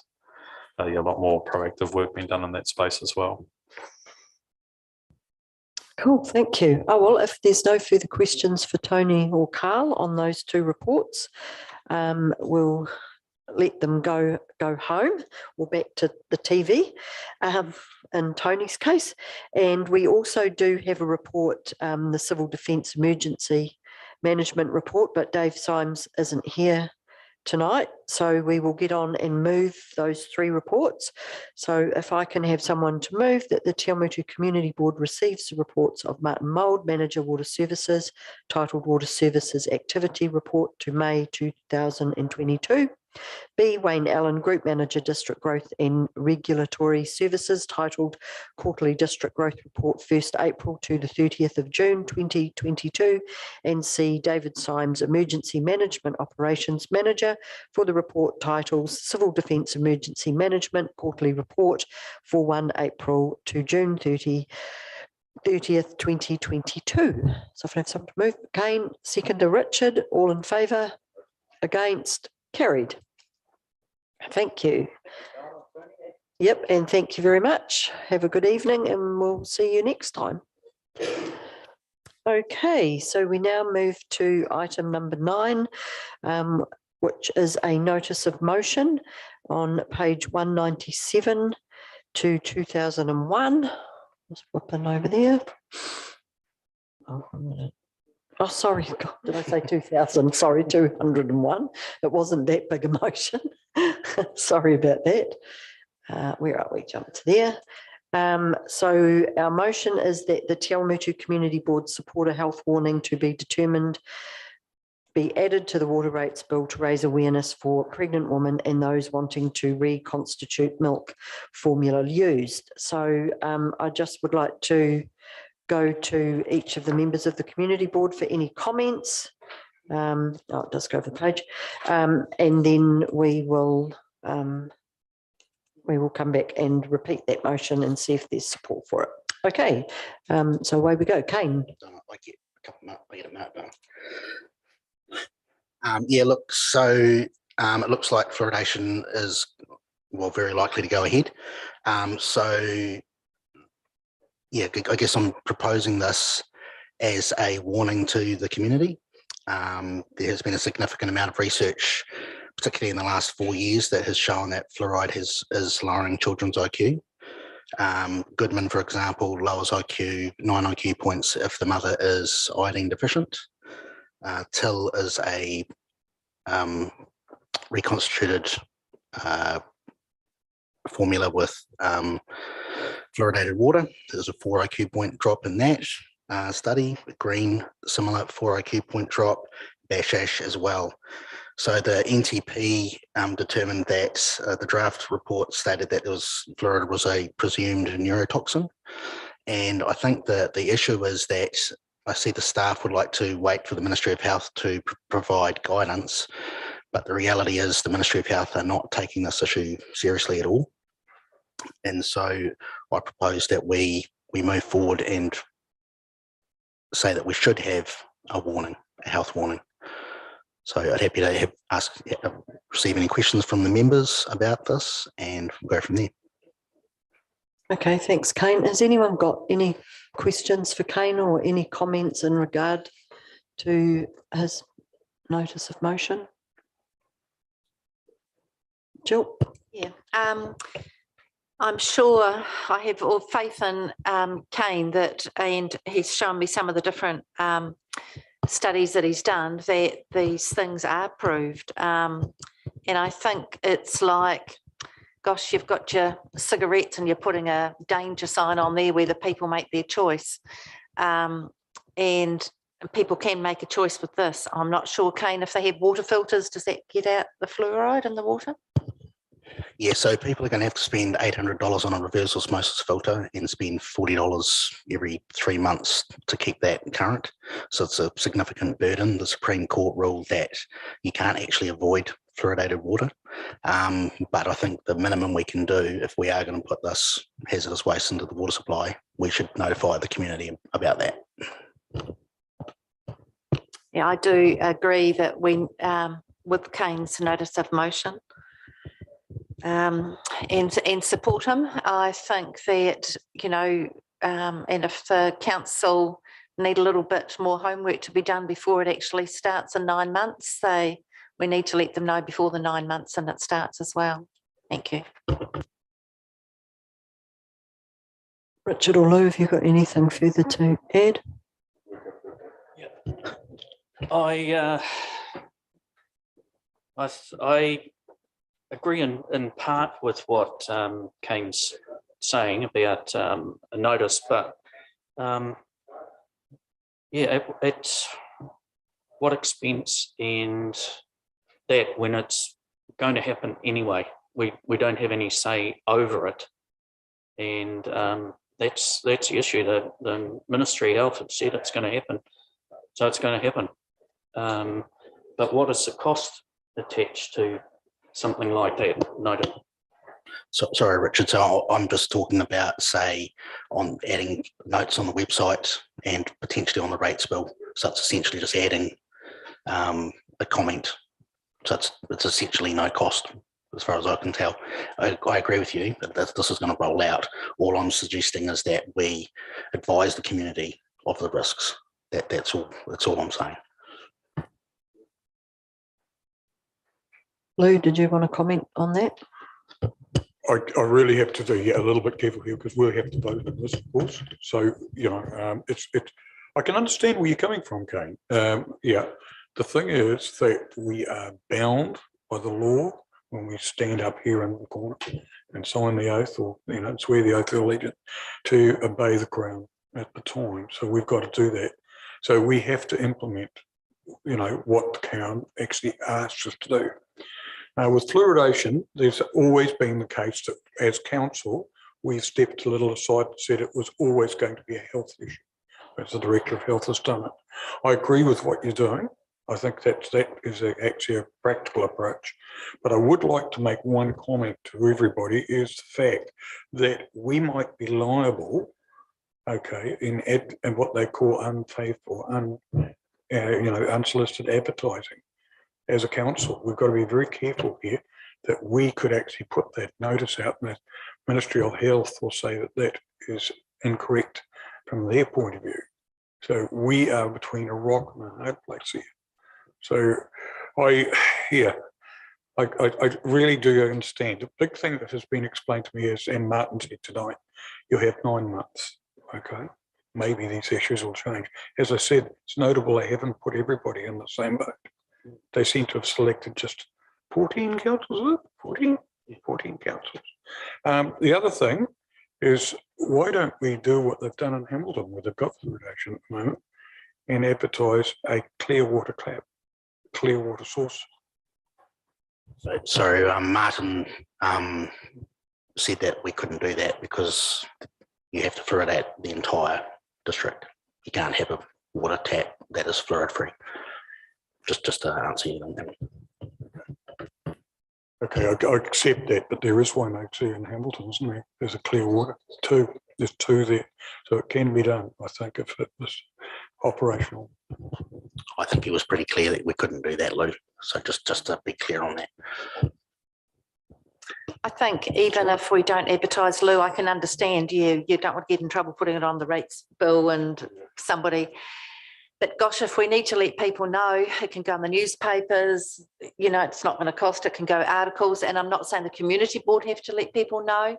Kane can do it as an individual, his group he belongs to, who are really strong on it, can let people know. It's just for people to be aware, yeah. Okay, I'd just like to, seeing as it's only a short comment, just for those people that may be watching on the live stream. Staff have commented in regard to this notice that the Chiaumutu Community Board actually defer the decision until more information is received from the Ministry of Health regarding the matter of fluoridation affecting the health of unborn and young babies. So just to let you know that, I personally don't see that a sentence would be detrimental, as long as it, and it does say here in our motion, it's to be determined. So this isn't happening until the fluoridation has happened. So we're only suggesting that there is some sort of heads up for people. So it could say may cause health issues, like what they do on natural remedies, etc. So that may be a way around it. But my feeling about this was that once upon a time they told you smoking was good for you. They told us that formaldehyde was good for pregnant mums who had morning sickness. And very recently, just in the last week or so, I happened across a documentary of a 14-year-old boy who, through vaping, was smoking 3 times as much nicotine as a chain smoker. And that currently is a legal and endorsed activity for us to be able to participate in.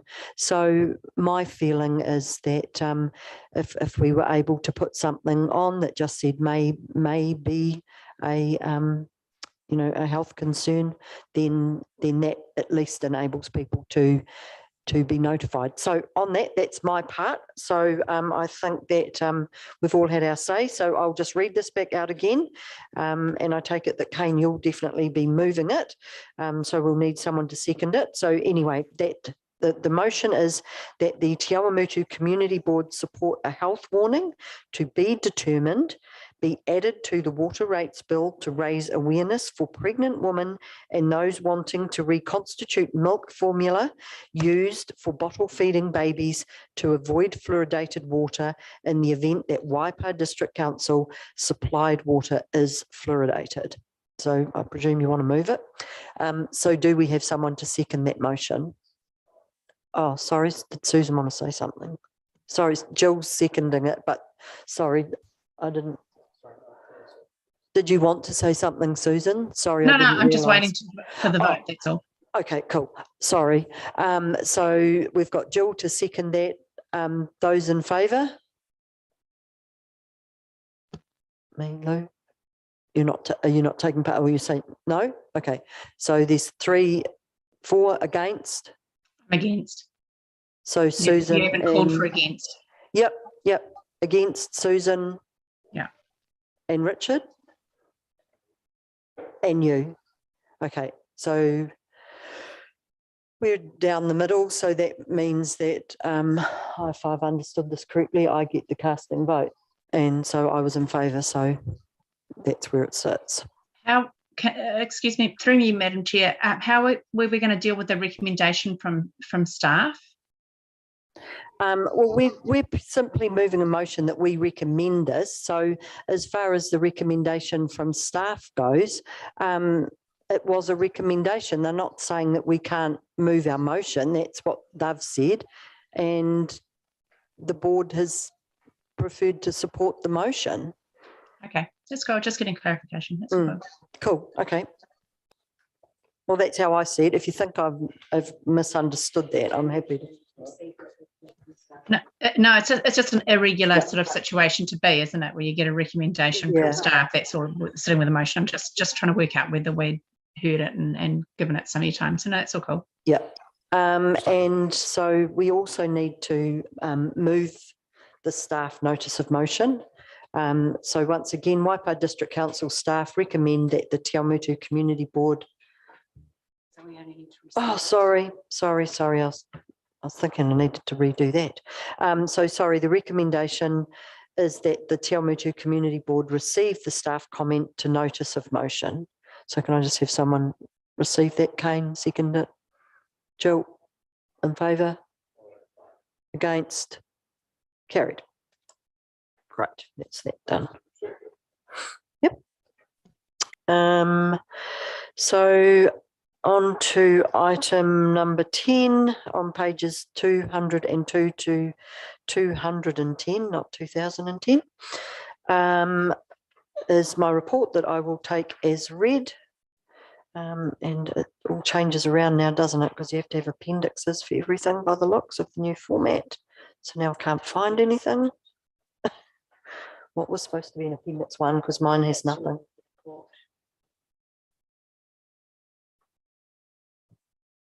Information. Nope. I have blank pages. Someone got, I just can't remember my report off by heart. Sorry.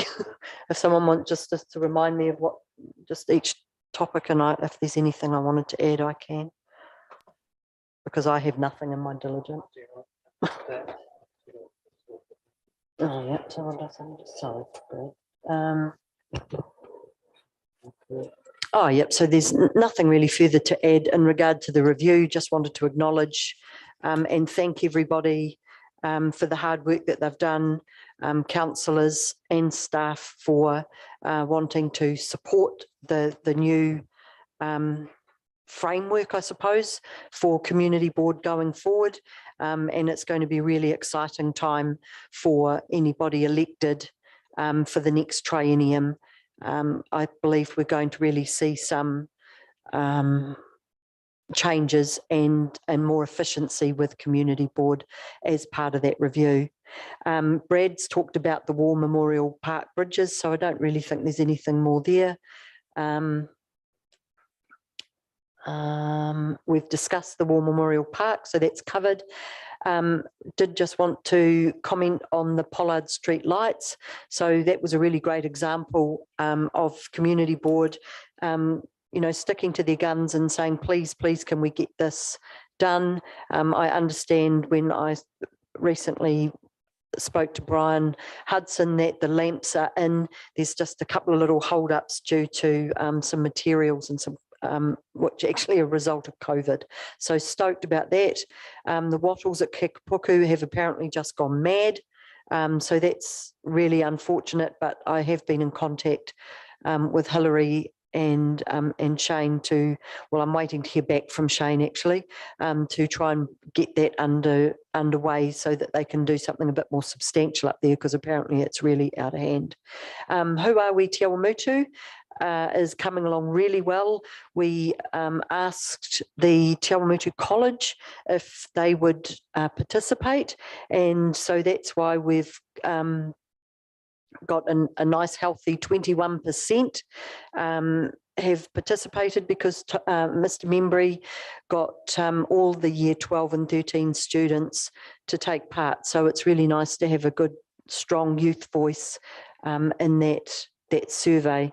So we're hoping, we've updated, we're not actually going to close at the end of August, sorry, that had to change because we wanted to get out to see the Rosetown Lions. So we're just going to push it out to that end of the first week of September, but really stoked with how that's going.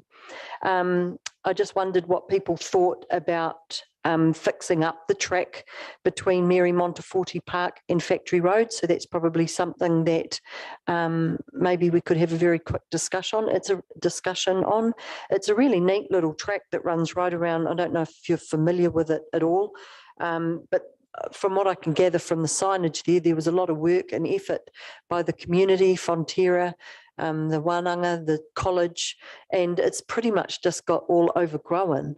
So I'm not sure, Brad, whether that's something that the part, well, I mean, we could maybe try and organise a or recommend to the new incoming board that they organise a volunteer group, maybe a bit like what Richard, you used to do with pulling all the weeds along the stream with the stream restoration stuff, and try and get it fixed up again and approach those guys. I just wondered what you thought, because it's a really neat little track, and it potentially will connect with the bike tracks and from the park and comes out by the Factory Road there. So just quickly wondered what you all thought about that.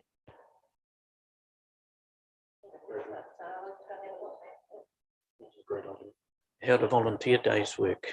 Good point.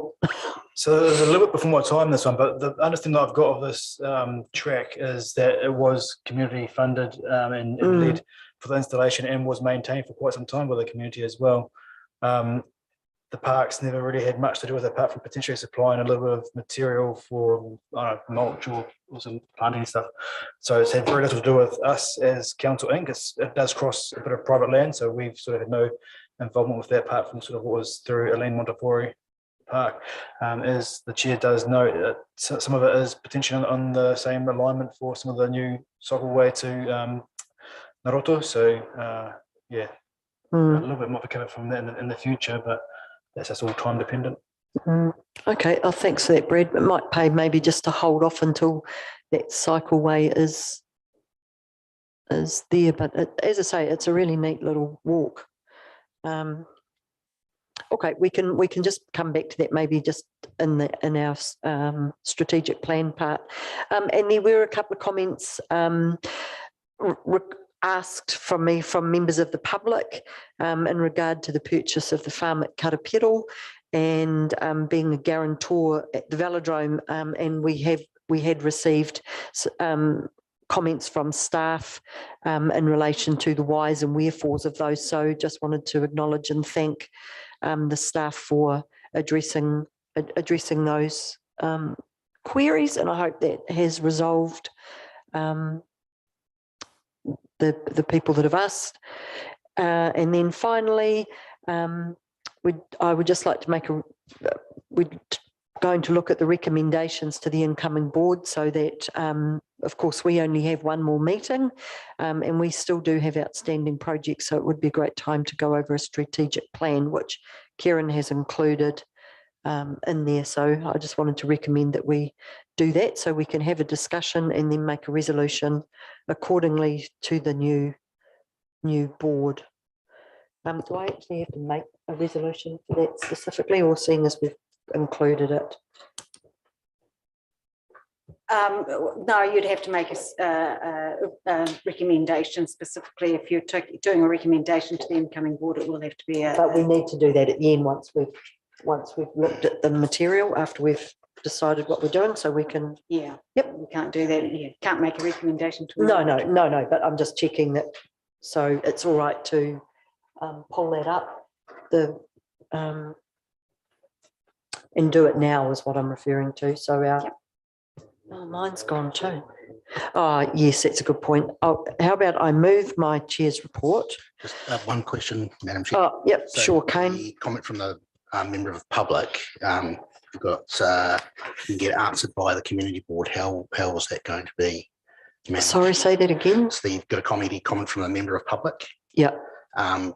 Getting answers via the community board. How is that going to be? Oh, I will make sure I send them. Yeah, I haven't done it yet, but I will make sure I do send them the information that we received in the agenda, so that they receive that firsthand. Yep. So I will do that. Okay, so let's move. I'll second your report, and just wanted to make. Thank you. Add to it. Don't forget your RAM rates, the meetings that we're doing. No, but we do that with okay. Meetings we've attended, so we'll get to those. Okay, but I just thought you want to put it in the report or not. You know, I didn't. I probably should have, but I didn't. Okay, so I'm allowed to move it, eh? Yeah. Yep, and Lou second. So those in favour? Aye. Against? Carried. Okay, so we have got, except for it's not showing up on this as well, so I need to go to, sorry, it was there and I've obviously closed it. Just looking for our, have you guys got in front of you our strategic plan? Yeah. Great, all right, so someone's organised, just not me. Mine's vanished. Is it on with the diligent stuff? No. No, it's not. I thought I'd seen it. But no, here it is. I found it. It's here. Sorry. Oh, wait a minute. I'll jump. I don't think I have it. No, I had, sorry. Page 208 of our agenda. No, I've got it now, sorry. Okay, so first up was the e-waste, supporting the urban miners. So are we all keen to recommend that that carries on? Yeah, you can. Yeah, please do. Yeah, I think that's a great idea. You know, we do a regular collection, as you well know. Unfortunately, missed this Sunday. But yeah, but we can do that and support it and request that they look at supporting it in the future. I think it does a very vital service in the town. And we actually have bigger collections on a number of occasions than they do in Cambridge, as you will. We do. I did just want to add in there, Kieran had mentioned to me that, and just something to keep in mind here, that when the Cambridge Community Board did their, went through to make recommendations, there were some that they recommended as, you know, kind of like as a must continue. Is that sort of, I might get you to explain it, but you'll do it better than me. So the Cambridge Community Board, we had a get together at the end of the meeting last week, and we discussed whether or not the Community Board would like to make a recommendation to the incoming board saying continue these projects or not. And the Community Board decided to not do a recommendation to the incoming Community Board. They decided to pull together a document explaining what they have been doing and why, but not act as a recommendation. It's just, here's what we'll be doing and why. And then at the new Community Board, it's up to them whether or not they take on board the information that's going to get supplied to them. Cool, thanks for that clarification, Kieran. So would we prefer to do that way, or would we prefer to make a recommendation? Just wanted to check that because I thought that could be quite good. Can we, what? Bribe them, give them ours? I mean, there's. But Angie, it is just a recommendation, isn't it? Oh, yeah. So you're recommending that they would carry on with that, but still, I think Kieran's idea of giving them information about what it's about is good, but it is only a recommendation. If they don't want to do it, they don't have to do it. No, and we could do both. I mean, we can make a recommendation here tonight, and I was keen to discuss it in the meeting so that anyone watching or still here could hear what we have got on our plan, because it's and the discussion that we have and the reasoning behind it. So, you know, like we could do both, but I just wanted to see how you guys felt about that. So George Street Car Park. So we got the pedestrian crossings in at the end of last year, and we wanted to continue to request upgrades. So for example, something that I know Richard's been passionate about for many years is that footpath between McDonald's down to there. So, I mean, do you think we should keep at it? I mean, I certainly would love to see that happen. Might be 20-year plan, that one, Richard. But everyone's happy. Moving, taking more. Yeah. Shops on the northern side of the car park. Yeah. Yep, I'd be quite keen to see that come up again, maybe as at our last community board meeting, to remember that that's still on the go. The grey and rainwater retention. So we didn't do that this year, but I think that was probably a bit of a COVID thing in there, really mucked that up. Is that something that we fit that for the new board, or is that something that was more specific to you as an individual, Jill? I think it's going to be interesting because when I first did it, I did it because I had no idea the council were planning one at the same time, and there was a communication thing where they never let us know and they just did it, and I did it at the same time, and nobody from here took it back to council to say that I was doing it as well, so there were two going. But going forward, it looks like the community board and the council are going to work together as more of a team and talk to each other more. So, you know, I think, yes, we can still do that, but if the council's doing something, we can work with them, or if they're not doing something, we can do it on our own. So it's still something really important to happen in the community. Okay, my one concern regarding that is it is part of the Smart Water Education program, and so it is something that's becoming more, what's the word I want, just as a regular part of the education campaign that they do as part of Smart Water. So is it something that we do need to specifically have on this plan going forward, would be my question. Do the other members have any comment on that? To leave it in or leave it in? Okay, all good. The rural tour, well, we definitely need to do that. It was a bit, we didn't get to it this year, unfortunately, but I think our first year went well enough that we definitely need to revisit that and get out to those rural communities. I think it's really important that someone's out there to see them. Yeah, we are planning to go to a few AGMs, aren't we? So that's trying to cover that off a little bit. But yeah, I agree with that. Absolutely. Okay. Let's see. Oh, councillor community board profiles on the website. Well, hopefully that will happen with the new elected members. I'm not quite sure why we didn't push that a little bit harder. But I definitely think that would be a really good thing so that people know a little bit about you rather than just a photo and your phone number. So we're all happy to leave that one in for them. Yep. The street art, where are we sitting with that one? As a recommendation. I think we can still carry on with that with the youth group that I'm working with. That's something that I would like to see happen next year, but you know, to work with council in, but the youth group are really keen to do something there and work with the Art Society to design things and then find out where in Chiaumutu they could use that. But I think definitely we need to do it. I've just recently visited a few towns and especially Taupo, it always looks good there, but there's a few towns that have got it and it's just the making in some areas.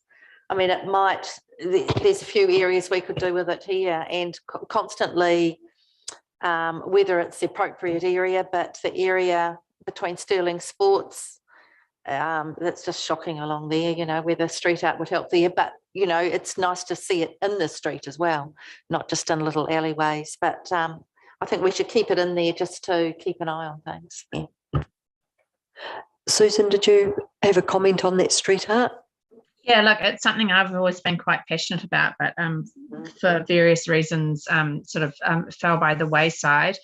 I think, and you probably did pick that baton up, took that baton up and ran with it a bit further in terms of making those investigations. Remember you went down to, it was Taupo, wasn't it? For a proper sort of festival art type weekend. I guess you kind of have to distinguish between the two, whether it would be something along the lines of what you've witnessed in Taupo or whether it's just the presence of more art around, and the presence of more art really just requires approaching the landowners and seeing if they're comfortable with it and then going down that path of locating the appropriate artists and making sure that there's an understanding of what's going to be painted as appropriate and agreed to. But I mean, I'm supportive of either, and I mean, I think the inquiries and investigations you made, Ange, were kind of took it to a different level of sort of where I was thinking. But yeah, like, I think it's a great thing. People can only respond positively to art to improve the amenity in our town. Cool, thanks, Susan. Brad, you wanted to? Yeah, thanks. If I can through the chair. Yeah, great initiative. And hey, look, through some of our projects that we're doing, our capital projects, there's opportunity sometimes to incorporate art into those projects as well. Something we're looking to do, even though the skate park will be finished in advance, is in some of those features is to put some artwork in there. So working with the schools or youth group or mana whenua just to tell some art stories through there in connection. We do have arts policy at council, which we need to adhere to as well. So just we need to be cognizant of that as we, if it's on council land or council asset, then we do need to abide by that policy as we go through. Nice, thanks, Brad. So we're pretty much all happy with the street art. Velodrome Toilets, this was something that was requested through some of the sports groups. And I'm certainly pretty keen to push this one again a little bit, because so many people in our community use that stadium, that velodrome down there, and the toilets are terrible. So I definitely would like to see that they make a request to have some funding put aside out down there. Susan, did you? Yep. Oh, there's a little hand. I can't see when I look up with my glasses on. It gets lost in my clouds apparently. I know that in meetings most people say that. Hey, like a sunny day. Yeah, even though it's night, but yeah, look, I 100% agree. And the request came from, I'm trying to remember now. I can't recall. It was soccer, wasn't it? Yeah. Football and athletics. It's disgusting there. It is 100% horrid. So I think there is some huge merit in trying to push that that issue. It's an area that is used a lot in terms of various sporting codes, and it is a wickedly unpleasant experience using those loos. So I think that's something you should keep on there, definitely. Cool. Okay. Susan, I'm going to cut back to you again on, oh no, sorry, before we go back to you, the Kihi Summer Stroll. Now, from my own personal perspective, it was a good Sunday afternoon. We didn't have a huge turnout, but the ComSafe group ran an event in the October last year at the end of sort of one of the COVID lockdowns, and they had a really great event, and I believe they are planning to do that again. So my recommendation in that space is that rather than doing a Kihi Summer Stroll, that we find either piggyback off that event or a similar event out at Kihi, and working with a bigger bunch of other organisations to get a bit more traction and more people along. Can I just speak? I totally agree, but I do think that we need to actually also meet up with the Kiki Ratepayers Association, have a sit in like you have, sit through the meeting and actually be aware of the concerns that they have, because it's easy enough for us to just walk around. But I do think going along and talking to Rory and Peter and all the rest of them and listening to what they're saying is very important. We know some of the issues that they're dealing with right now. And I think that should be actually extended to the whole of the community group and, the community board group, so we can do that. So I'd be supportive of this doing, but in a concept also of actually attending their meetings and just to have, even sit and set their agenda in, which they write an agenda. And it'd be good to, just to have a look to see what they actually are worried and concerned with. Okay, so is everybody happy if we expand that a little bit, and instead of calling it the Kihi Summer Stroll, that we recommend that the community board gets out to an event out in Kihi to talk to the general public, but that we also recommend that they either attend or keep a close relationship with the Kihi ratepayers, so that we further build that relationship. As Lou said, we've both been out to a ratepayers, well, I've been to a few, but so building that relationship. Richard? Yeah, wouldn't it be great if there was a Kiki resident on the community board? It would be awesome to have a Kiki resident. I'm hoping I've got someone lined up, but I haven't seen his name come up yet, so I'm not sure. New family might have put a kibosh on that. Right, so I wanted to come back to boy races. So are we far enough along with this, Susan, do you think, with what's happening with the public places bylaw, that we've done our part in raising it, or should we still just be sitting here with it there to keep reminding that it needs to happen? You stay there, hang in there. You got to stay in there. Okay. Definitely. There's still work being done in that area. We've directed staff to look at what the options are in terms of sort of butching up our bylaws. And look, I think it's going to be an ongoing issue, and you have to have a really clear voice in that area. I mean, look at what happened out at Bulmer's Landing and over, sadly enough, over at Hautapu Cemetery. There are only two recent events. I think you just have to, I think that's something you need to stay on. And even once the bylaws changed, I think it's something you still have to be all over going forward. because it's widespread and it affects people in rural areas and urban areas alike. So definitely hang in there on that one. And it's also the signage that's associated with that too, isn't it? That they pretty ruthless on that as well. So thank you for that. And so is everybody else happy that we leave the boy races there for that recommendation?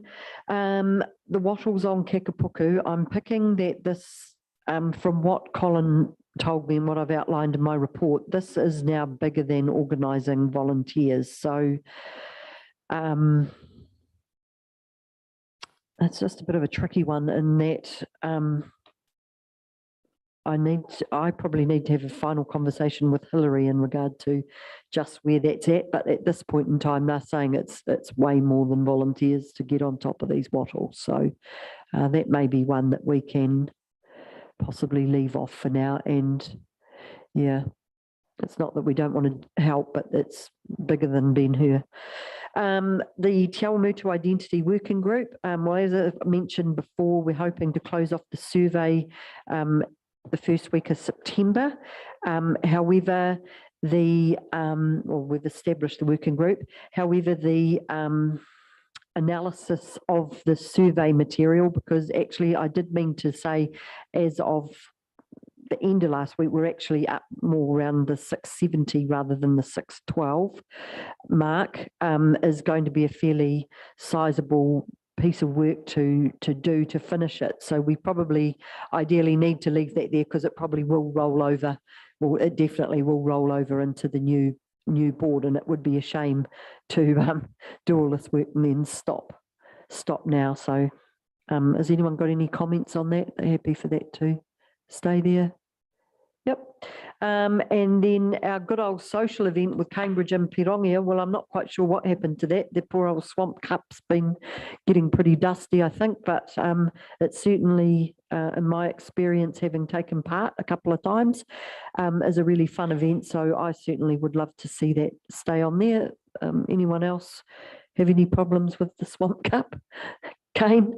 Yeah, I think we need to engage a lot more with our Cambridge and also Pirongia, and get a lot more conversations going. So. Yeah, I'd like to see that more too. That would be great. Richard? I don't think we have any problems. Cambridge do. They haven't won it yet. So, they tried by default, didn't they? You know, put in a bit of effort. Yeah. All right. Well, that's looking pretty good, I think. Is there anything else that the ram raids possibly we could add in? So Lou and I have been involved with a small group of retailers that have set up a ram raid committee. I'm not sure if it needs to be as one of our strategic items going forward, but it certainly could be in something to say that we are currently involved and trying to support the ram raid group where possible. The other one that's not on there is the DIY garage sale that we were going to do with, I'm not quite sure why that's not on there actually. Don't know. Am I blind? Did I miss it? George Street Car Park. No, I haven't missed it. It fell off. The wind blew it off. So the Boxing Academy is still keen to go ahead. I spoke with Sally a little while ago, and she's still keen to get it off the ground once, you know, the COVID stuff has settled down a bit more, so that they get a little bit more of a able to set a date and stick to it a little bit better. And it's so, as the community board, you know, do we still think that's a good thing that we stay involved, you know, like as a community board, we stay involved with and help support, especially that initial one, and then with a bit of luck, some other, yeah, cool. All right, can we add back in the DIY garage sale with the Chiaumutu Boxing Academy? Okay, so was there anything else that anyone could think of? Otherwise, yeah, the CCTV. Oh my gosh, yes. Yeah. Thank you, Richard. Yeah, so, but definitely Yeah, I definitely think that too, that the community board continues to keep a close watch on CCTV and makes sure that, you know, we get the better our cameras are up to doing the job, and that places like Kihi get their cameras were you at the CCTV meeting? Oh, okay, so there is some funding there. It's supposed to be getting going, so hopefully we're going to see some action, and our $5,000 towards our camera is going to finally be utilised. And it was acknowledged the other day, which was really nice. So could we add in the CCTV to maybe that the purpose is to monitor what's happening, and as an action that we we report back to the community on updates for the CCTV. What's the word I want? Can't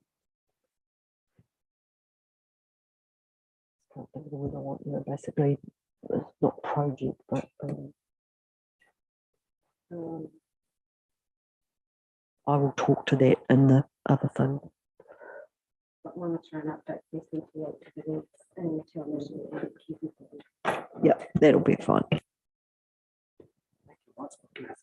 Oh, feedback, sorry.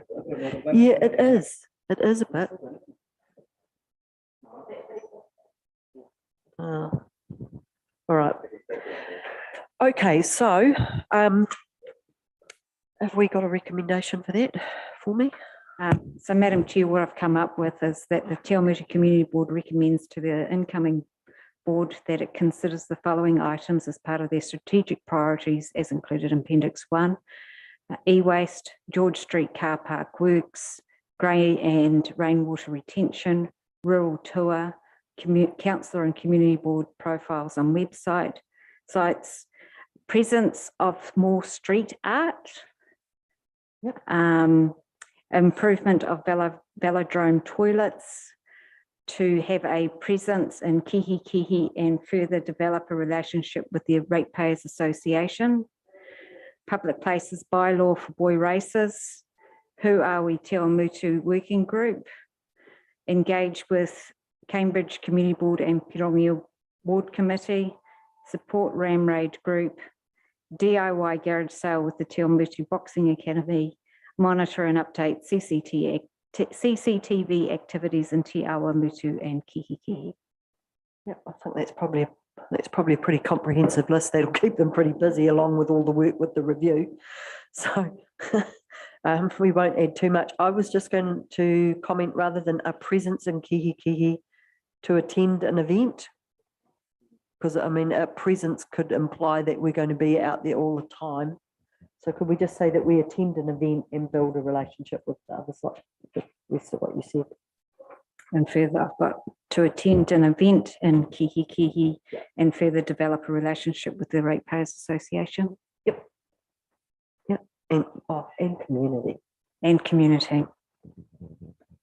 That'd be nice. All right. So can we have someone to move that? Oh, 3 of you. All right. Let's start with Lou. And to second Richard. So Jill's just, actually I need to wait for you. Last. Yeah.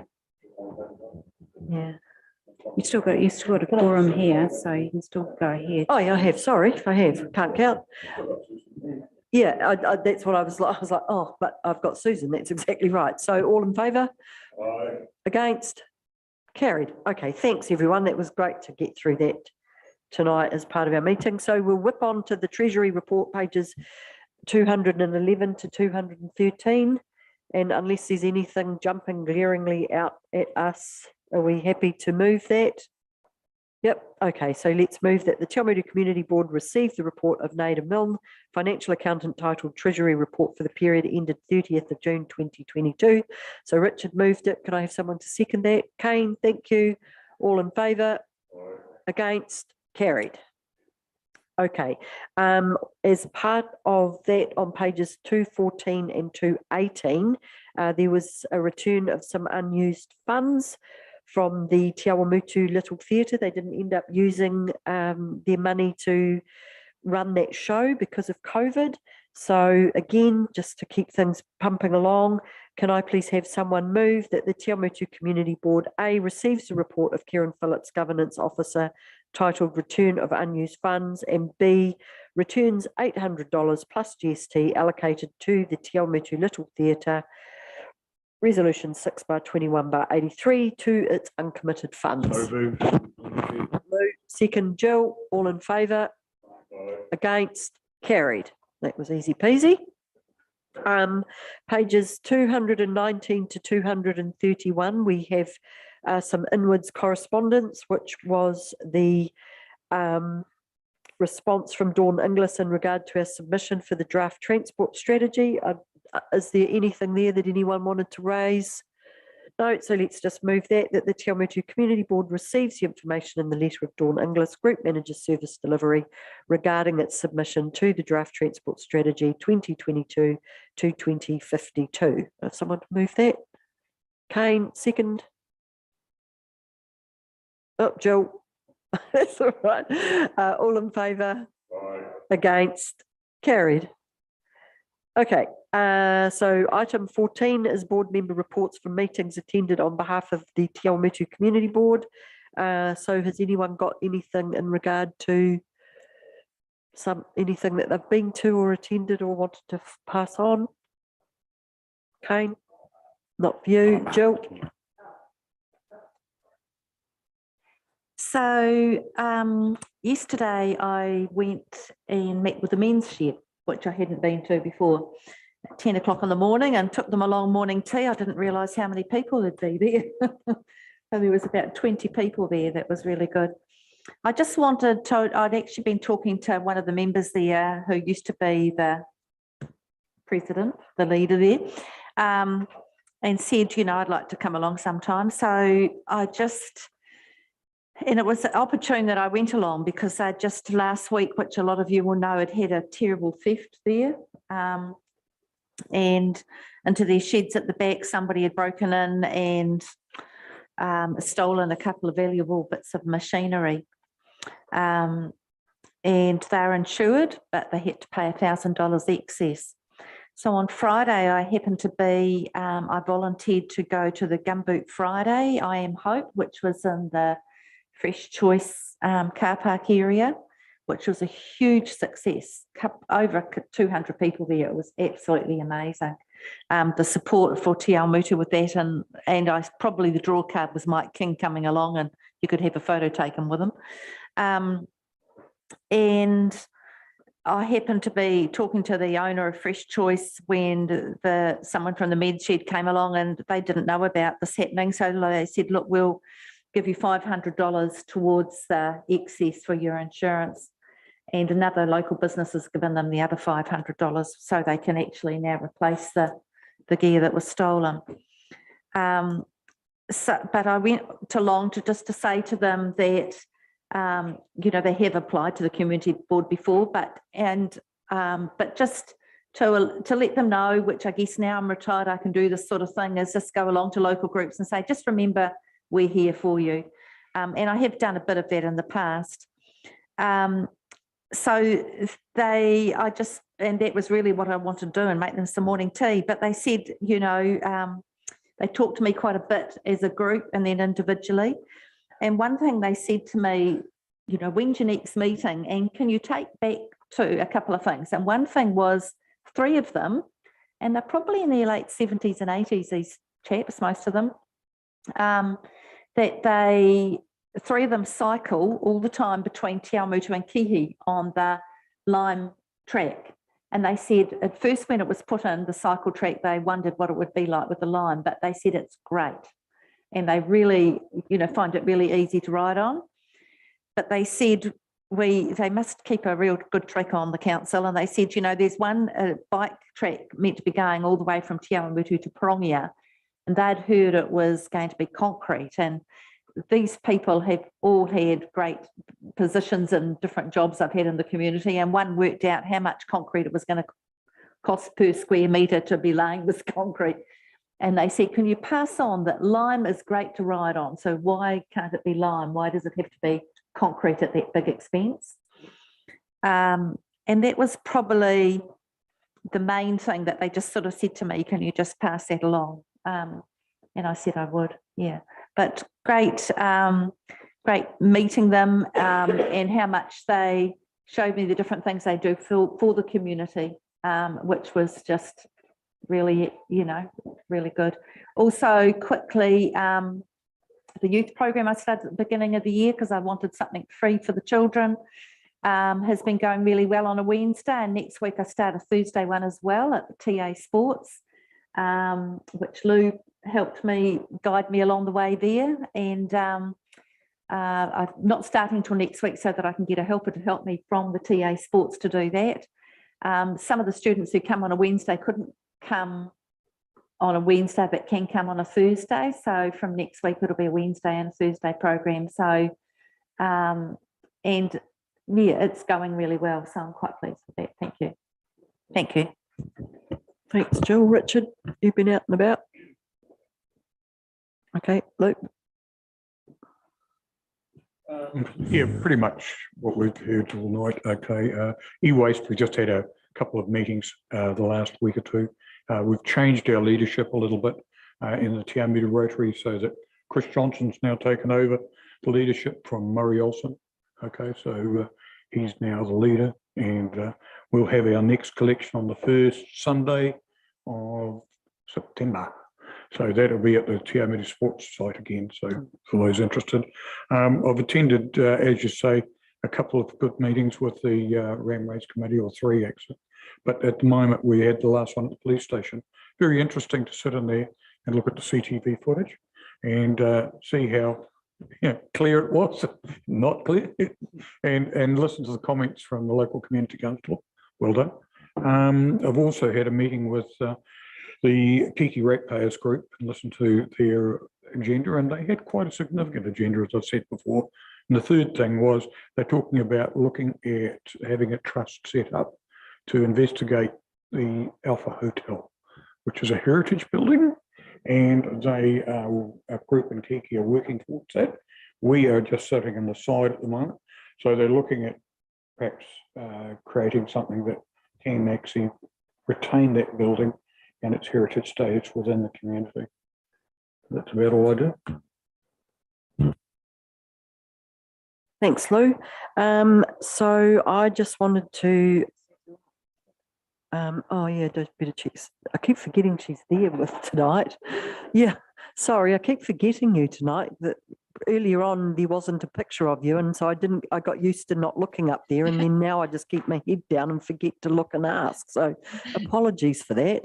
So No, anything that you've been up to? You've been no, nothing specifically to do with Chiaumutu Community Board. It's all right. I just turned my video off, and when you turn your video off, it looks like I'm not here, but I've been here the whole time. It's just I've got kids running in and out, so you don't need to see them.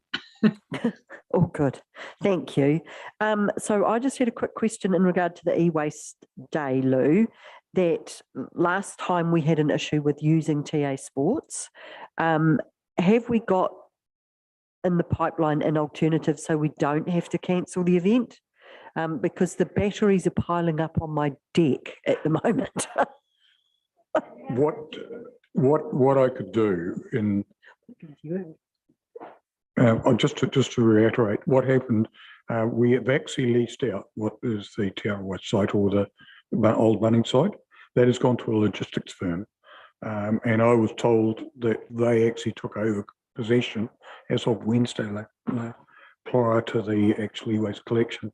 So I had no contact or no knowledge of who to get hold of or how to get hold of. Chiaumutu Sports unfortunately had their power farming junior rugby day. We would have had no say of getting there. They had something like 24 teams playing there from early in the morning right through. But in my role with TA Sports, I can guarantee that we do have a priority. It just happened that we were actually running the 5-week Sunday month. That it landed on that day with a tournament. So yeah, but with your batteries, could I, give them, bring them around, or I'll pick them up, and I'll take them over with Chris or me to Arnold Street, and we just take them over, and they'll give you a bill. Oh, yeah. Well, if you are going over, Of course, one of us will be going. yeah, 'cause just we let go me over know and do because I've got two dismantling. big buckets. Jill's been very helpful and emptying it for yeah. me, but they're coming thick and fast at the moment. They were piling up. So it'll be good. Thank you. Usually on a Thursday I do dismantling, so yeah, we could do that. And also just to pass on to the urban miners group that the courier have offered that if we wanted to use out the back of there in the event that we had a hiccup, that could possibly be something to explore. If we know it's there in enough time, we can advertise that there's a change of site rather than being caught like what we were. Correct, Yeah. but the big problem is that all our signage says Chiaumutu Sports on the road signage. Yeah, but we can always, that's easy enough to make an A4 thing. But you have to have time, you know. Yeah, I was only aware of this in the late period. Well, that's right. I'd put the post up on Monday and then they came out and said, oh, it's not happening on Monday now. So, yeah. I've also been involved with the Ram Raid Committee and there's a good little bunch of people that are doing some good work there, Lou, aren't they? There's a guy going to be trying to design some standard Ram Raids. I need to actually get follow up with Brian, but I inquired as to getting some sort of standardized information for the retailers so that they knew all of the process that they needed to be able to get bollards in, and you know, any complications that they might face getting approval from council. The CCTV meeting, I attended that. I had hoped that I would have received the report that they discussed that they were going to send out, but I can't see it there from the safer community. So they were reporting on our CCTVs and making some recommendations. So sort of in a nutshell, it looks like there's going to be some license plate recognition cameras going in that are connected to the actual police system rather than like the one that we've got. That the Kiki camera is going to happen. So there is some action hopefully coming in the not too distant future around some of those upgrades and getting it going better. And I certainly felt that the tone of the discussion was much more security conscious this time round rather than it being about counting cars. So that was good to see. But when that Safer Communities report comes out, if anyone's interested, let me know and I'll forward it on to you. I also attended a continuing education and grey power meetings. Lots of lovely people there, just telling them about what we do at Community Board and explaining, you know, the things that we get involved with, and that they're very welcome to come along and see us. We also just had, muddled up which day of the week it is, Tuesday, so last week, a Waipa Communities Trust meeting, and really stoked to advise that we have approved supporting the Te Paparoa skate park to help them with their fundraising.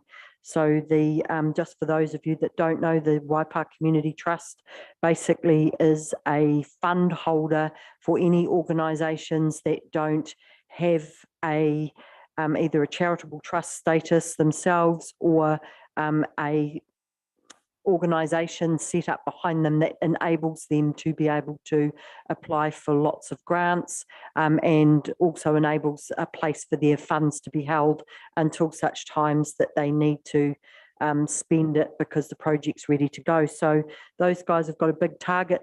Council have put in $100,000 to help with the feasibility and location part of the project. And the group themselves are looking to raise around about $750,000, and they've hit the ground running. They've got lots of ideas up and running and are pretty much already started with a Facebook page and stuff like that. So really very exciting what they're doing out there for Kihi. There isn't, however, at this point, as a result of the Kihi ratepayers meeting, what's the word I want, location at this point, is there, Brad? There's still work to be done on best location they're hoping that the back of Leslie Street might work. But at this stage, that's still a little bit up in the air, but they're going to start with their fundraising regardless. So I'm pretty sure that's my thing. So if there's nothing else from the community that's generated popping into anyone's head or questions. I've just got a couple of points. I noticed what popped up very, very quickly in the main street was our third vape store. And it had bollards. So how the hell did they get bollards ahead of Noel Leeming, who have had 3 or 4 ram raids?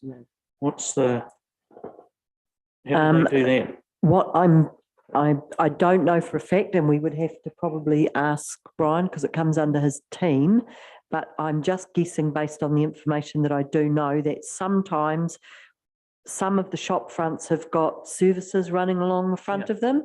So that complicates whether they can put their bollards in. So what you might have found with the vape store is that there are no services in front of there, so they were just able to put them in. But I also believe that there has been, possibly it was the vape store that just put them in themselves. So yeah, I'm not sure. We should have asked Carl that possibly, or but maybe we could just put in a request, could we, to Brian, or advise him that they have, because we have a hunch that they didn't. Is there a when it comes to the tenants of stores, does it? I know liquor stores have got to have a license. Get a license, and this is under 18 material that they've got to sell. Surely they have to have a license, do they not? There was a remit. There was a remit that went through to local government, and that was for the LGN's conference. So we've actually have a remit that they do actually make it to under 18, over 18. That's what Susan was going to say, I think. Sorry, Susan, did I cut in? No, not at all, though. I just thought I'd flick it on to say that, currently it's entirely permissible and legal. It's not a regulated industry. And as you quite rightly said, Lou, there was a remit put to LGNZ conference this year asking the government to actually try and regulate it. And as an aside, Councillor Stolwart put a bit of a plea out to, in an informal basis, to commercial property owners to really think twice about leasing their stores out to these types of entities. So as it currently stands, there's nothing that we can actually do, but they're not making themselves lots of friends around the place, I can tell you. Talk to anybody at the high schools, and the staff are just pulling their hair out. Yeah, it's pretty bad.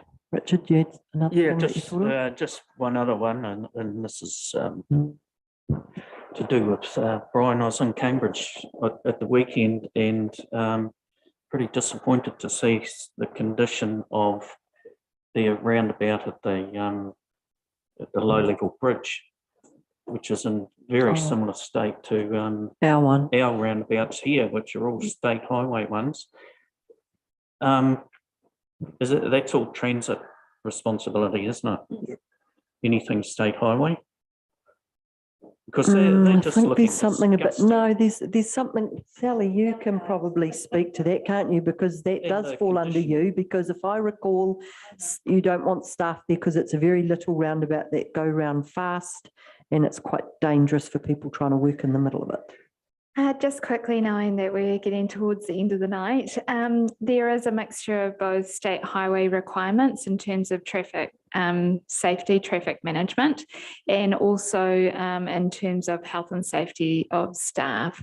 So the intersection that you're talking about in Cambridge is around health and safety of staff on that site, have actually been able to safely do anything in that road corridor. Community services, so Brad and his team have been working with Brian's team around potential upgrades and changes to those rock garden areas, and from that perspective are looking or do need budget. There is no budget as allocated for those areas, very similar to the roundabouts that we have in Chiaumutu as well. So the teams are working closely together to identify opportunities when budget becomes available. Yeah, it's not so much the town ones, it's the state highway ones and the condition of the road and signage. The signage is just getting wrecked. Looks like, no, Yeah. I won't. Doesn't look very good. So I think I know that We'll leave it at that. I know that Karen also has a question in for Brian that maybe that can be put forward as well in terms of the conversations that they have with Waka Kotahi in terms of what they're doing with maintenance. I know that Jill has a favourite one by the airport, so I'll just leave it there. Perhaps just to develop that a little bit and add on to what you're saying, Richard, how about the highway between the main Kiki highway, but between the Shell station and the Husqvarna shop? Yeah. That is right opposite. That is deteriorated to an extent that it's actually dangerous on a bike. Oh, it's unbelievable how rough it is. I know, It's right? actually dangerous. I can respond to that one because I've been talking to Brian about the different, areas. Yeah, and because I said lots of people talk to me and lots of people talk on Facebook and, complain and what is meant to be happening there. And he said, what areas was I talking about? One of them was Sloane Street, and he said, unfortunately, that comes under Transit New Zealand, and they want to put a whole new piece of road and not just fix it up. So when they've got the money, they'll do it. Meanwhile, it's just a mess. And so that's their story all the time, that, when we've got the money, we'll fix it. And when so I just. Well, the reason I raised it, I thought from this community board, we could make a recommendation that, we enhance them with, putting a submission in to Waka Kotahi about the issue. Of course we can. We're a community board. Why not? I'll move it.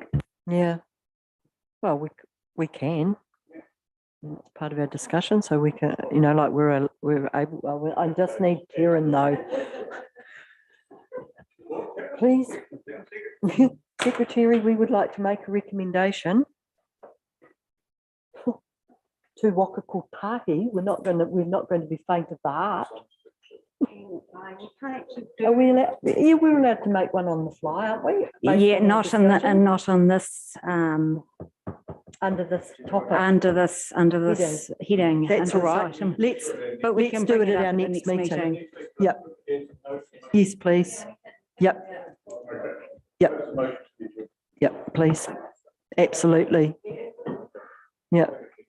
How about we do it double pronged, that we go and the roundabout. No, I was also thinking though that we write a letter to Waka Kotahi, but we also request council transport put more pressure on them to get that fixed, because as you say, it's pretty close to being dangerous now. Oh, we're being scary. Richard, have you got any more points on that piece of paper? We got to the bottom of them. Awesome.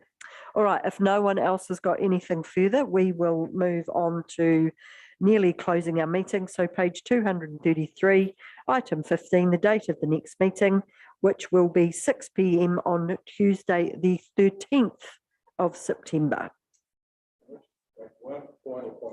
You most certainly can. Just to ask that as a councillor, and I know that Councillor Regan's in the same boat, that we often work till 4:30 on a Tuesday. We often have late meetings, and we come in, you have to go home and come straight back. Plus the staff, and like Sally, she sat in the meeting for most of this afternoon. So I just wonder whether we reschedule our meetings to not coincide with our main council meetings, which we have, which are traditionally on a Tuesday. And I noticed that the Cambridge Community Board doesn't. It meets on a different night. I think that that's just something to consider as a practicality, because you wonder why you don't get support from councillors. There's a pretty good reason for that. You're still half asleep because you're shattered from, you're shattered. So are you wanting to change it for next month? Well, just putting it there as next month. Are you, oh, yeah, because we've got one more meeting. So do you want to change it for, say, maybe I'd have to. Look, next board. Mm. I was going to put it to the next board. Oh, yeah. We could rather. It's already on my list of Long things. term. Yeah, it would do. List that goes, you know.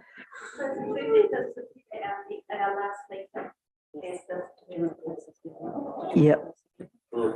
Yep. So if there's nothing further, we can close the meeting at 8:36.